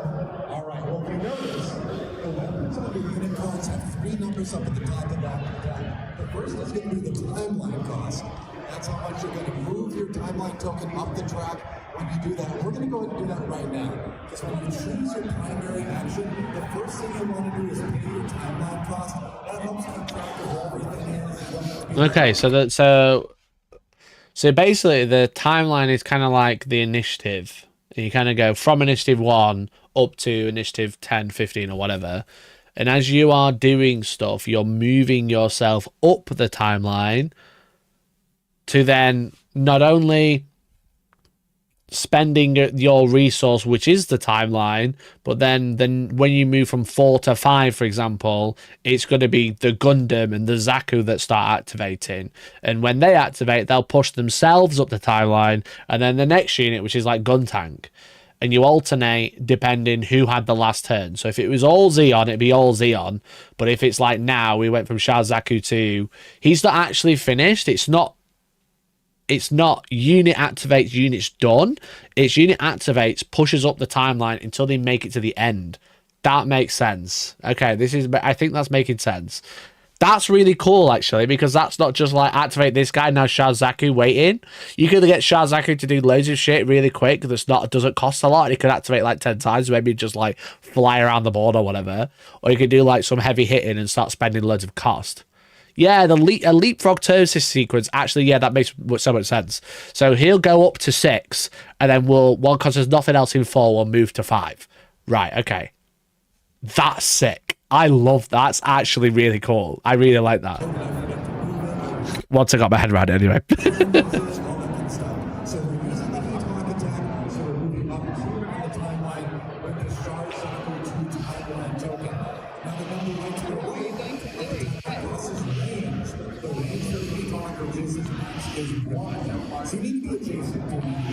Yeah, if you do high cost actions, you might not be doing a lot. Yeah, that makes sense. But I also like that if you do loads of little actions, you're activating loads. I really like that. That's really fun.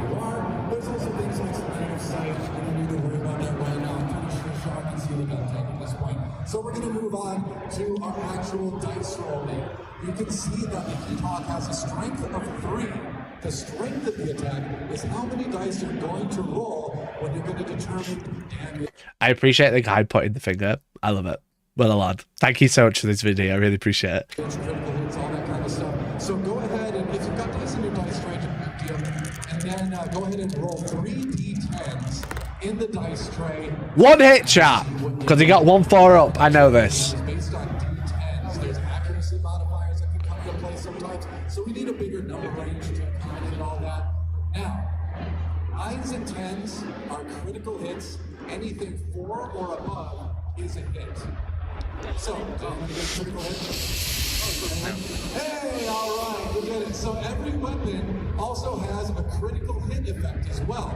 So we're going to get to that in a second. But first, we're going to tally up the damage. So critical hits and regular hits do the same amount. It's 1 damage for each hit. So let's tally that up really quick first. Yeah, you can see, make a heat hawk burst attack on Shah, and spend an energy to do a command, make a heat hawk attack at timeline 0. So it's just make a free attack, basically. Interesting. So timeline is a resource. This is sounding fun. It's sounding good. Put that many damage tokens on the Guntanks unit card. The damage tokens are the little 1s, 5s, and 10s. In this case, you've got the itty-bitty ones, and put however many unit damage on the Guntanks unit card. So I've done 1 damage to you because I don't have 1 hit since number 3 that I have. And then the unit. 3 hits total. Right there. 3 damage on the Guntanks unit card. There you go. Everybody got the damage on the gun tank? Did anyone not roll any damage on the gun tank? No? Okay, good. Alright, so critical hit effects. Let's go back and look at the Hellstorm weapon again on that unit card. Now, every weapon has a... So after combat damage, if you get a critical, you fracture the target. And then fracture, like I say, it's kind of like bleed. If you take 3 points of damage, you take an additional 3 points. Everyone pull out your spin downs for D20. Yeah. For damage. Some weapons just have effects that happen whenever you use the weapon. So in this case, we got the critical effect of... Look as well, obviously with the machine gun, he can move, shoot, move. He can move after he's shot. So it says critical after combat damage, dash at timeline 0, and dash is just like a free move. I'm so in! I'm so in! Fracture status effect token on the gun tank. There's various negative status effects that occur. And so fracture is the one that looks like a little shield with a crack in it. It's kind of a downward facing triangle, basically. Now what that means is the next time the gun tank would take 3 or more damage from the attack, it takes an additional 3 damage as the fracture explodes. When that happens, the fracture token goes away. So just keep that in mind next time that gun tank takes damage. So, we've moved, we've done a railway action, and now that is going to be the end of the activation for Shahzad 2. So time to move on to the Federation side. If you look at your... I cut it out. Oh, part 2! Part 2! There are actually... Don't worry, chat, we got... How many did he upload? Part 3? Why is it in 10-minute intervals? 4 timeline tokens on round 5 of the timeline. So how in the world do we decide who goes next? Well, the answer is, first, we look at the round. We conclude round 4, moving on to round 5. Then we look at who acted last. We know the Xenon player acted last, so now it's going to be the Federation's turn. You alternate actions whenever possible. Now, because we've got 2 different timeline tokens for the Federation out there, you use whichever token is on top of the stack. So that's how we know it's going to be. Oh, okay. Oh, okay. So you don't get to choose. It's now whoever's on top of the stack. But if you move into the same one, you go on top. So then you can't activate anyone else. You have to activate that one again.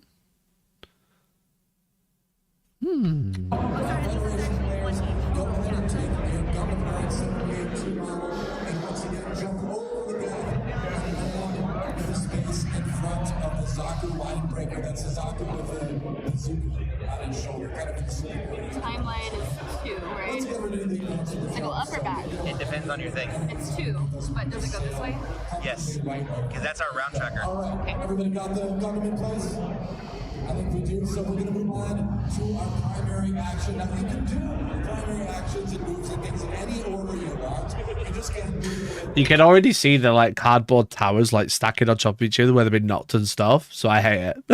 I'm glad there's like a premium version. I think people have print stuff, but I can already see that cardboard towers. Maybe it's just because it's demos. Maybe it's because they haven't put them into production yet. Maybe it's because it's starter set. But I can already see them like falling over. Essentially, this gives us our initiative. That makes sense. Yeah, that makes sense. So let's go ahead and use the beam saber weapon on the Gundam RX-78-2. So once again, check out the... So he's cost 2 as well, same as Shah. And find the beam saber weapon. Do you all start the like timeline 0 then? Maybe you'll start on round 1, and then as you go on, you move up. So there's gonna be quite a lot of actions by the looks of it in a round, in a turn, or whatever they're gonna call them. So the beam saber costs 2. Does it cost to activate and... Wait, does it cost to activate and attack? Oh, I don't know.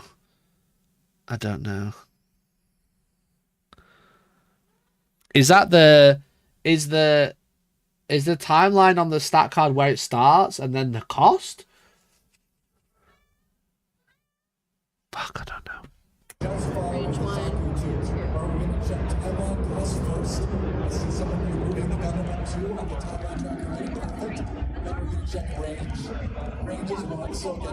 I get a reroll though. Wait, Shelly rolled 2 dice. What's happening? Why is this happening? Was it more than 2? It's only driven 2! Gundam, what's going on? So I did that, but I get a reroll because I did strength. So this one will be a reroll because of these new types. So go ahead and roll the 2 dice from the strength. Okay, that's mine. Now keep in mind, there is kind of an ongoing unit ability that the Gundam has, which is a new type instance. That means you So you can reroll one. miss. So my Gundam players, go ahead and roll your 2 dice. And if anybody misses, go ahead and roll it. Re-roll it again. Has anyone managed to miss all 3 times? Oh my gosh, I can't believe this guy. You know, you're looking at So I got 1 hit, right? And then is it 5, 6, 7, 8? Is that how that works? Or is it just 1? So, 3 ones on his D10. Yeah!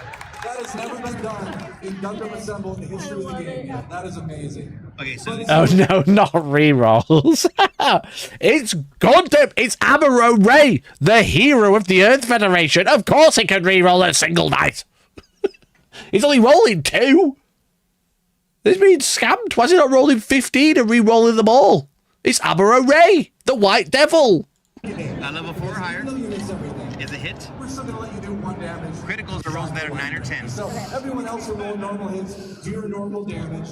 Anyone who didn't roll any hits, go ahead and put 1 damage on this octopus. Rolls of 1 are completely missed. Now there is also a critical hit effect on the Gundam as well. After an attack roll, destroy 1 shield to upgrade on this Combat target. damage. If You don't have a critical shield. hit, you actually get to add a strength upgrade to the Gundam. That's a little kind of like red triangle with the fist token.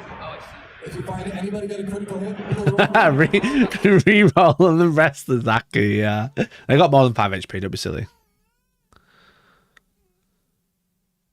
all right. And now, with criticals, it's important to know you only get 1 critical effect per roll. Is that 1 damage on you? Multiple critical hits, you don't get multiple upgrades or anything like that. You just get 1 bonus per roll. So those of you who critical hits, go ahead and put a strength upgrade on your Gundam unit card. What that strength upgrade means is now anytime you attack with a Gundam, you get to roll 1 extra dice for every strength upgrade. So that means it would get pretty mean. What the fuck? He just adds dice. Every time he crits, he adds another one. Is there a limit, Mr. Gundam Assemble? What the fuck? Alright.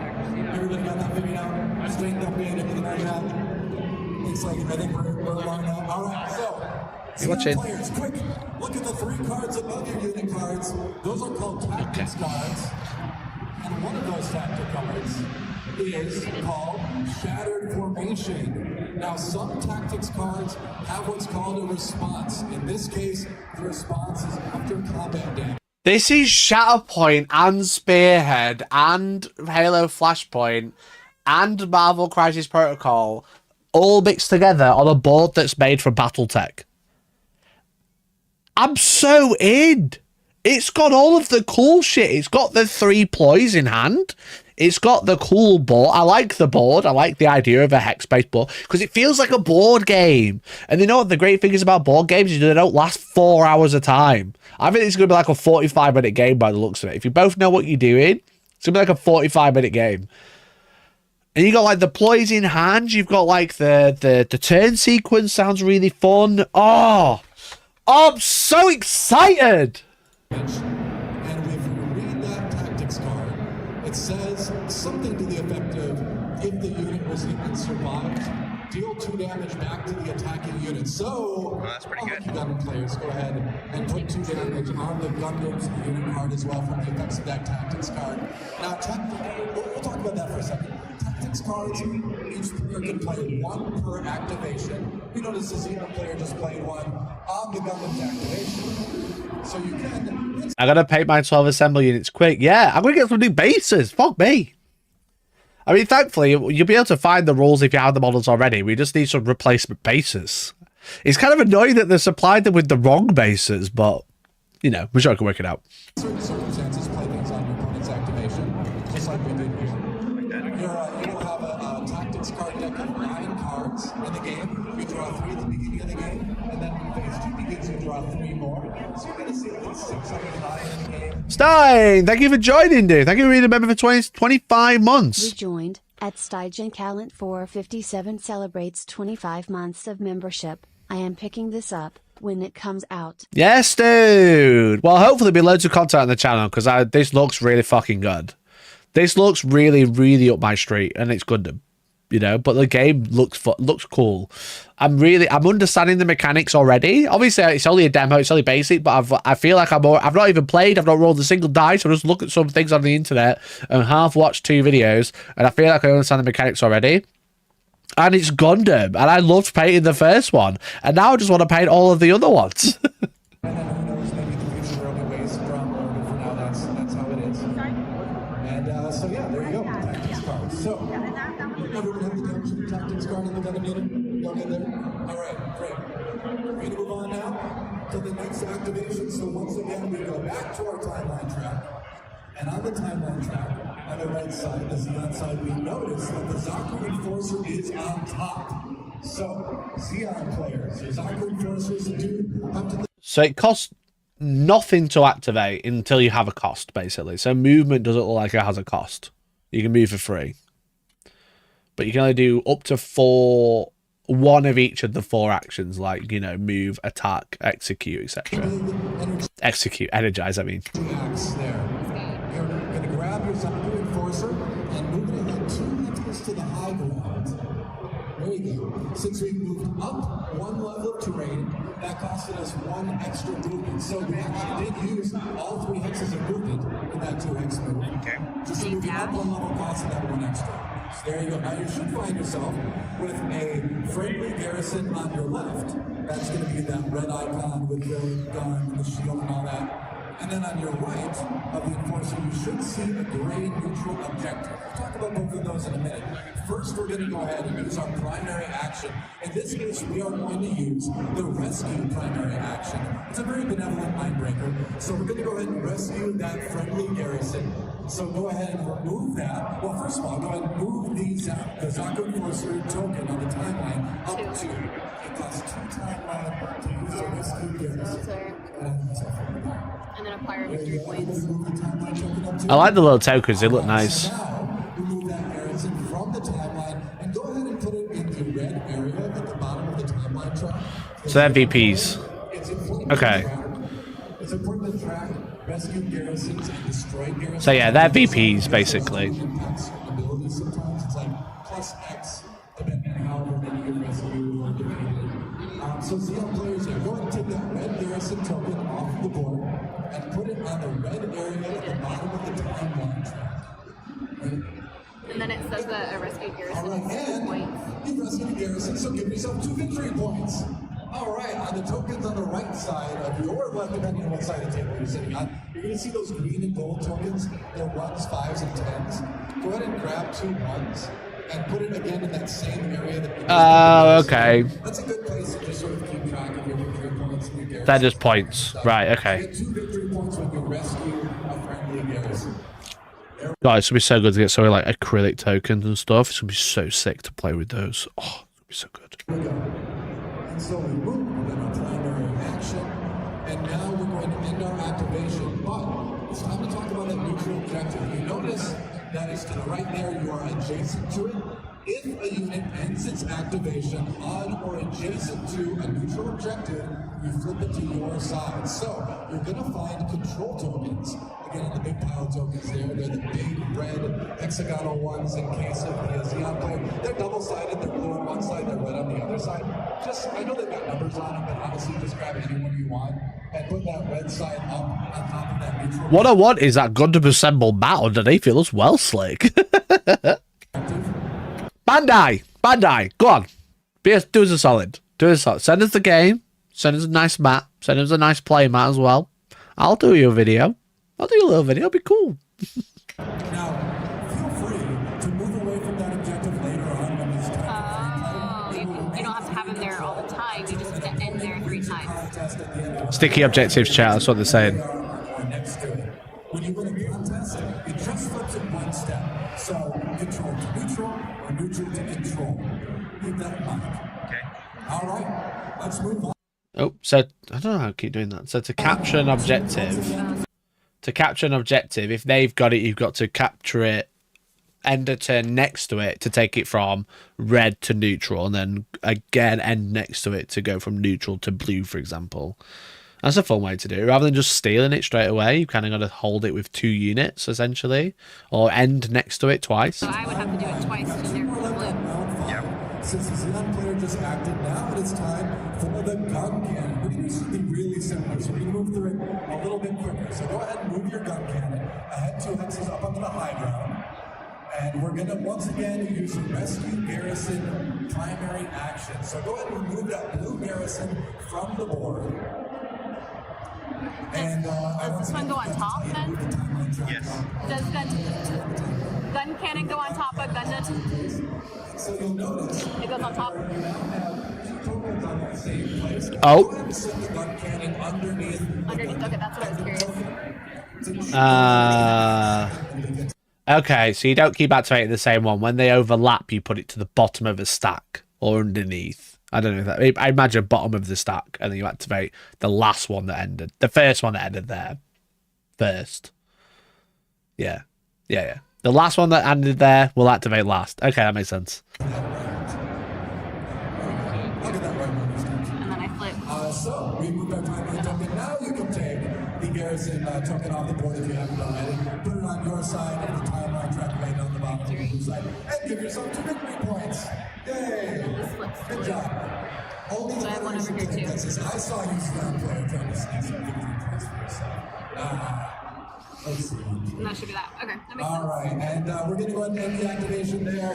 Once again, we've ended next to a neutral objective. So go ahead and put the blue control. Right, there's one more. There's one more, then that's it. Part 3. Once again, you're going to control that neutral objective until it is taken back. Now, you may ask, why do I want to control objectives at all? What's the point? I didn't get any victory points right now for doing it. And we live in a society of instant gratification, so why can't I have victory points right now? Well, don't worry. You'll get them if you can hold it to the end of the phase, because it is at the end of the phase that we total up who controls the neutral objectives. The ones up on the high ground there are worth 5 each at the end of the phase, and the ones on the low ground, on either side of the board, are worth 8. Because they're a little bit harder to hold being on the low ground, so worth a little bit more points. There you go. Time to move on to our next activation, which is, as you can see, the last timeline token on round 5. It is the Zaku Linebreaker. Once again, the Linebreaker is the model that has the bazooka instead of superhero human powers right from the Gundam. What we're going to go ahead and do is first we're going to actually use our primary action. We're going to use the cracker grenade weapon. So go ahead. Surprised you're allowed to say that in the US. Okay, so you did the grenade. I haven't seen anything about Facer. What about weapon ranges just within 3 or straight line within range 3? So yes, I think I don't think there's nothing about facing in this, but obviously this could just be a demo version where there's no facing necessary. But there's some that are like in crazy positions, so maybe they won't be facing. I don't know. Look at the unit card for the Zaku 2 Linebreaker and find the cracker grenade weapon. Have you found it? When you find the cracker grenade weapon, you'll notice that we didn't move. And again, I'll say, you don't need to go move and then primary action. You can do that stuff in any order you want. So in this case, we're going to use our primary action first. Everybody found the cracker grenade weapon? All right, I see some of you already rolling dice. You're way ahead of me. All right, so go ahead and check the strength test once again. But first, timeline cost. Let's not forget to pay the timeline cost before we start rolling dice. How much does a cracker grenade cost? I believe it's 2 on the timeline. Cracker grenade is 2. Timeline cost is 2. So move that line breaker timeline token up 2 on the timeline. Thank you. Track. Then you can go ahead and roll your dice. I believe it is strength 2. Memory serves. I got 2 hits. 2 hits. What a twat! You got double hit with 2 dice. You might have a response. Anybody managed to miss all of their dice? I'm looking at you guys with your ones. Oh, you're kidding me. So, okay, listen, the guy who rolled 3 ones, his opponent just rolled 2 ones on this. So, it's the dice. It's the dice. So watch out. So, first of all, anybody who rolled hits, go ahead and apply the damage. from the weapon on the enemy's unit card, on the Gundam's unit card. And if you again didn't roll any hits, I'm so sorry. So that was 2 hits, babe. Again, Yeah, I got it.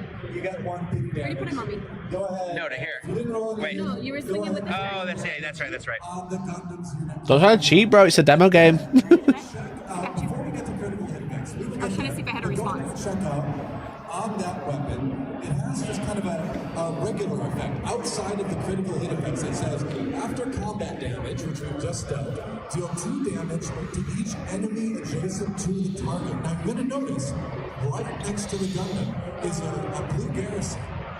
That is an enemy garrison. Ah, okay. Can you kill the garrison? What the fuck? Enemy units are both enemies, so you actually get to do 2 damage to that garrison.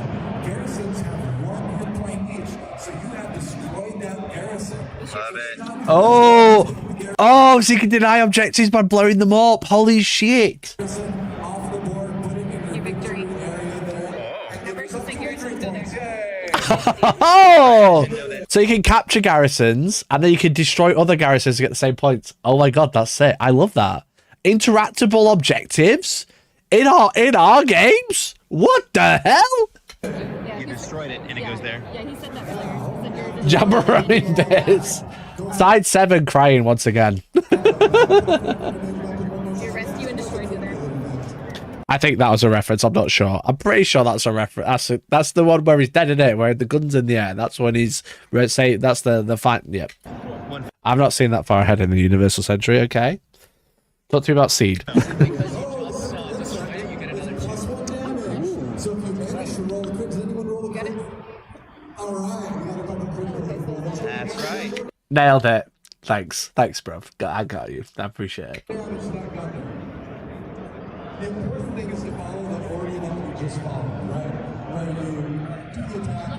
Over here, they're on the front. Powder and victory Check points. to see if there's any responses to that combat damage, and move on to the critical hit. It's important that you follow that order to make sure everything progresses correctly. There you go. Now, we already used our primary action, but we can still move. So we're going to go ahead and move that soccer line breaker. Now, before you move it, you are actually engaged. Congratulations. No, I don't mean it like that. I mean that if you are currently near any enemy, you get -1 movement. So you only get 2 hexes of movement for this advance, but that is enough to just hop over the gap, back and to the left, to the spot with the energy token on it. Now, as That you or me? That's you. pick that energy token up and put it on the line breaker's unit card. You've gained an energy there. You'll notice too that the line breaker has an ability that costs energy. Xeon Zeal If you Tree. wanted to, Moved 5 towards a damaged enemy. I think he just run away, pick it up, and then charge straight back in.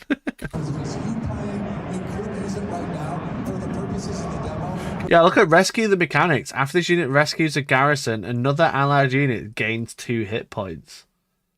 That's really good. So you capture objectives and heal stuff? Holy shit. Just remember that it's over. There you go. All right, and that's going to be the end of the activation. So now on to our final activation, the scripted stuff. Then you're going to be free to play as you want. Let's go ahead and do something with the gun tank. Yeah, charge across the board. The board isn't huge. It must be like, what, 15 to 20 across? Now the gun tank, we will actually advance first. Once again, the gun tank is engaged. Oh, it's Valentine's Day.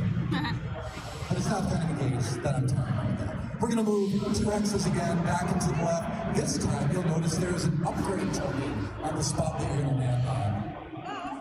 Just back into the left on the high ground. Just a short hop over the gap there. Now, when you grab that upgrade token... Yeah, I like... It feels like you can, like, jump across small gaps, I think, because it says your movement is 3, but then going up costs 1 extra, so it'd be 1, 2, 3, but when you're engaged, it's -1. So I think you can cross gaps for, like, 1. But being able to, like, pick stuff up on the board, again, like Halo Flashpoint, and one of the really good things I liked it is because there's, like, random weapons and stuff you can pick up as a board game. So being able to pick them up here as well is really sick. Turn it over and put it on the gun tank's unit card. It's going to be one of 3 different things. It is going to be either a speed Secret as well, so it's grey on one side. upgrade, which is the green one. That means you're advanced from now on. You get to move 4 instead of 3 as you advance. It leaves the one physical, which we already talked about. attack, movement, or shield. So shield up. Attack, movement, or shield displayed. So it's up shield. I presume the green one's movement? It's saying attack, movement. I'm confused because it says the unit will have upgrade for attack, movement, or shield, but then it's not in that order because you got like the fist, which I think is strength, so attack. Then you got the shield, which is a shield, and then you got arrows, but they're like more like commander arrows rather than like movement arrows, you know. It's a strength upgrade. That just means you roll one more dice on every attack roll. It can also be a shield upgrade. The blue one. Anybody have a shield upgrade? Are you that one? Okay, great. So what shield upgrades do is they're a little bit more complicated.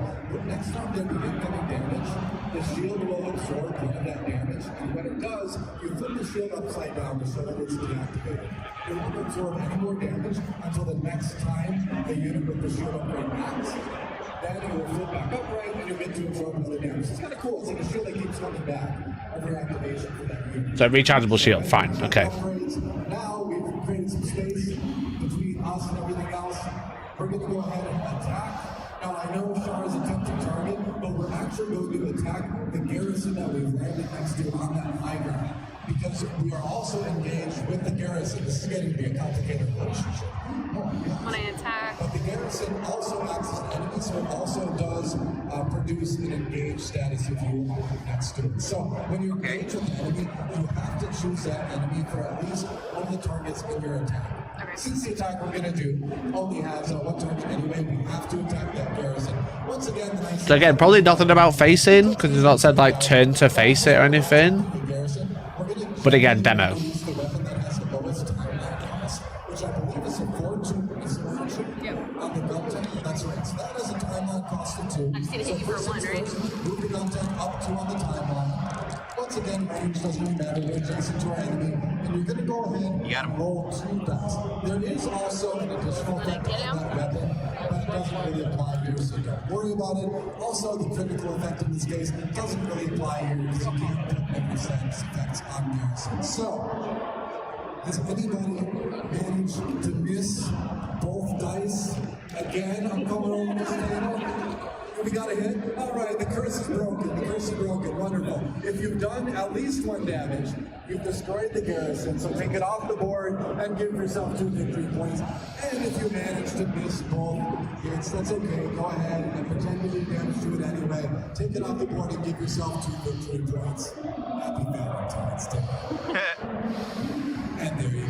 That's the end of the gun tank activation. So from here on out, you are free to play as you will. So go ahead and go to it on the timeline. Just to review, we should have Sharzaka 2 on round 6. Yep. Round 7 should get a little bit more complicated. We should have the Enforcer on top of the Line Breaker.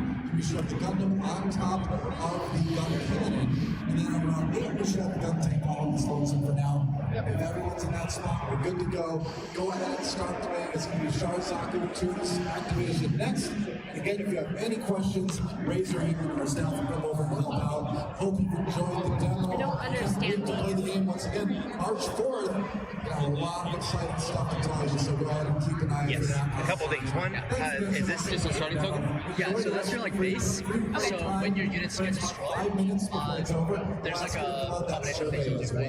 So say for instance, gun tank gets destroyed. Gun tank goes back to gun tank's like car. Thanks for playing, everybody. The person that destroyed gun tank earns the victory point value. So our gun tank is 3, so you get 3 victory points. Okay. And then gun tank's token on the timeline advances 2. Okay. So it doesn't matter where gun tank is at the time, it advances 2, and that's going to signify the repair time. Okay. So it's a respawn. Respawn! So then when it's like, say, gun tank dies and comes back on 10, when it's gun tank's like turn 10 activation, it'll be like, hey, gun tank comes back, puts him on, you know. Oh my god. So like if Oh my god. It's just like Halo. It's like multiplayer battle. It's like a video game. You play, you fight, you do all your things, you pick up your upgrades, and then when you die, you respawn. And then you just keep going. There's no real kill. There is kill, but you're not like, oh, it's killed my best unit, so now I'm out of the game. It repairs and comes back. They score points for it. Don't get me wrong, they all have the VP stuff, but it's literally Halo Flashpoint respawns.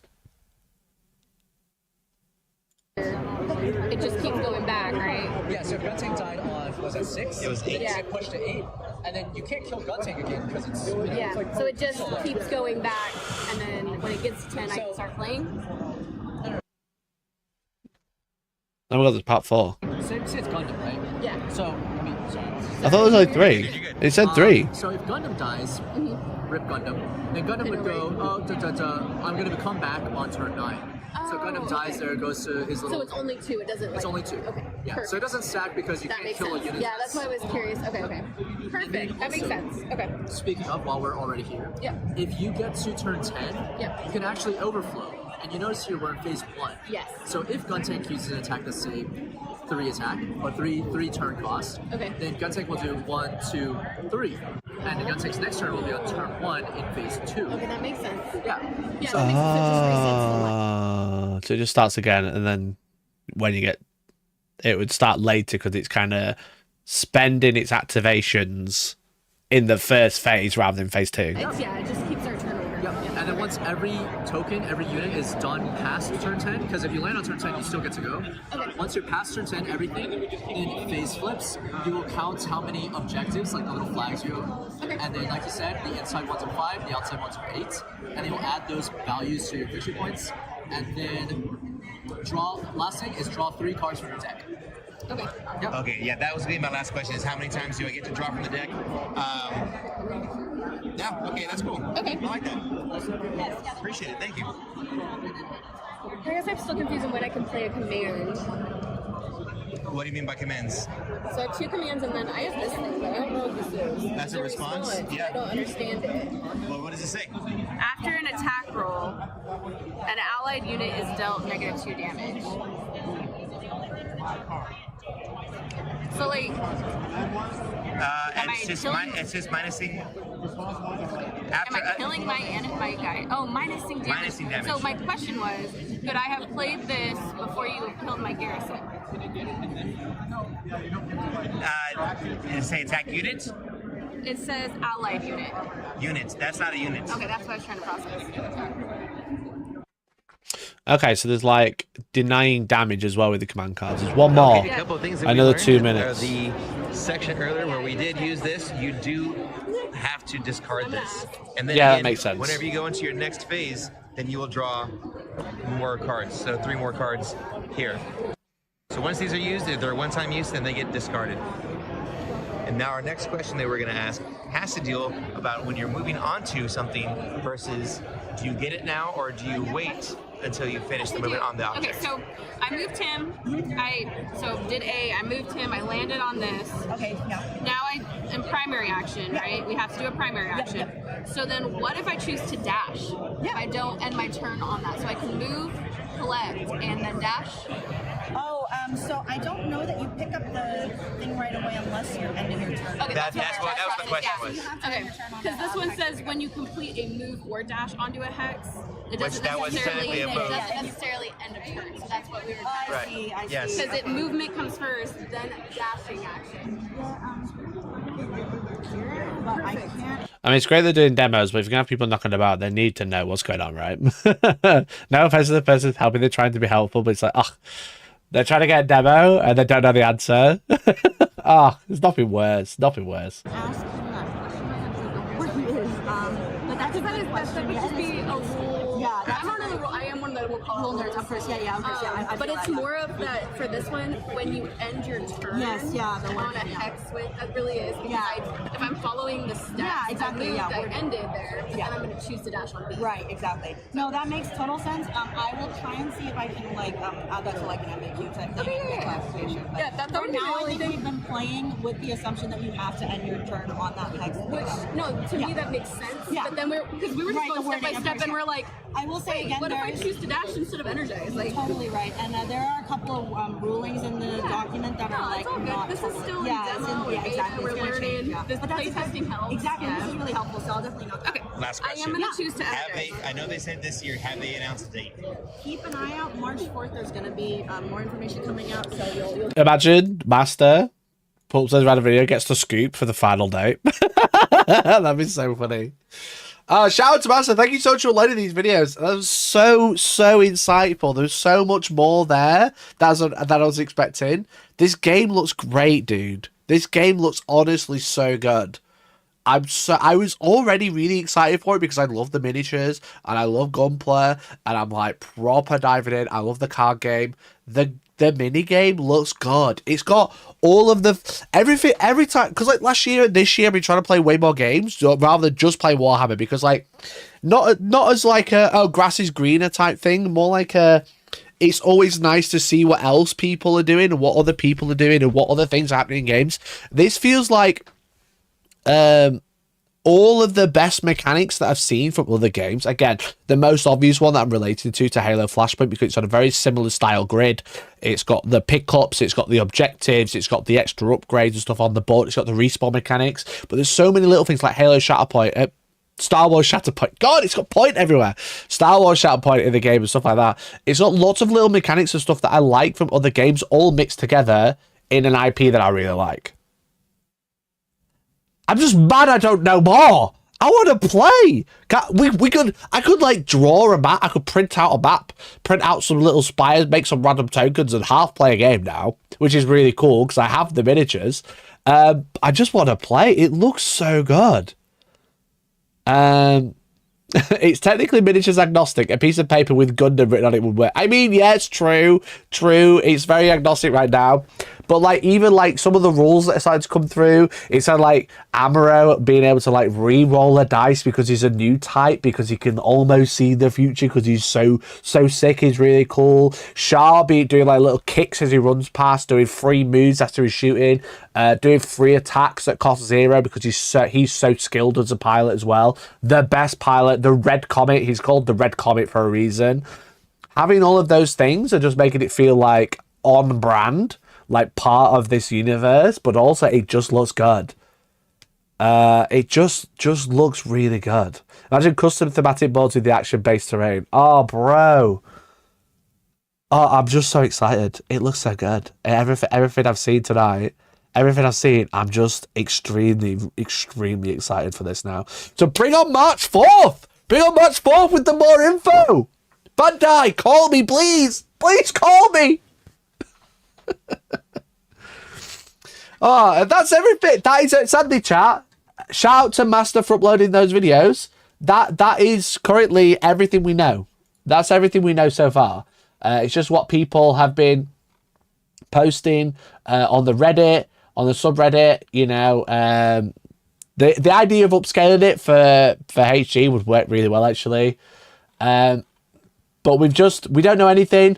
People are talking about like third-party terrain already. This is going to be super easy to do. You know, I don't like the card pillars, but there was that picture of the extra stuff. Was it the Twitter picture? You know, which we saw. It looks really cool. I just need to know more. I'm hoping March 4th they not only show off what you can buy, all of the miniatures available, the price, the ideas, list building. But I think they're just going to show off the starter sets and say when it's coming, you know? I think they're going to be like, this is the launch stuff, and then they're going to do constant rules drops. But I don't know. I'm just excited. I'm just really, really excited. So, there. So that's everything I know about Gundam Assemble and all the reveals. Like I said, there was a lot of reveals happening. Like I said, there's actually a lot more information than I realized. So yeah. So that's it for tonight's stream. I think that's it for tonight's stream. So thanks all for watching. Thanks all for hanging out. I really appreciate it. If you'd like to see more Gundam content, Gundam Assemble content, let me know. I would love to bring it to the channel. And if it does well, I'll do loads more. And yeah, I'll be back Wednesday for the morning news. So appreciate you hanging out. Appreciate you watching. Appreciate all the love and all the support. If you haven't already, please consider becoming a member because it really supports the channel. And you will win or potentially win a Red Corsairs box set. So that's it. Appreciate you, and I'll catch you Wednesday. Thanks for watching, everyone. Appreciate you. Bye. Thanks very much. I'm just going to go think about Gundam now. Not like I weren't doing that already. Appreciate you. Thanks for watching. Bye. Catch you Wednesday.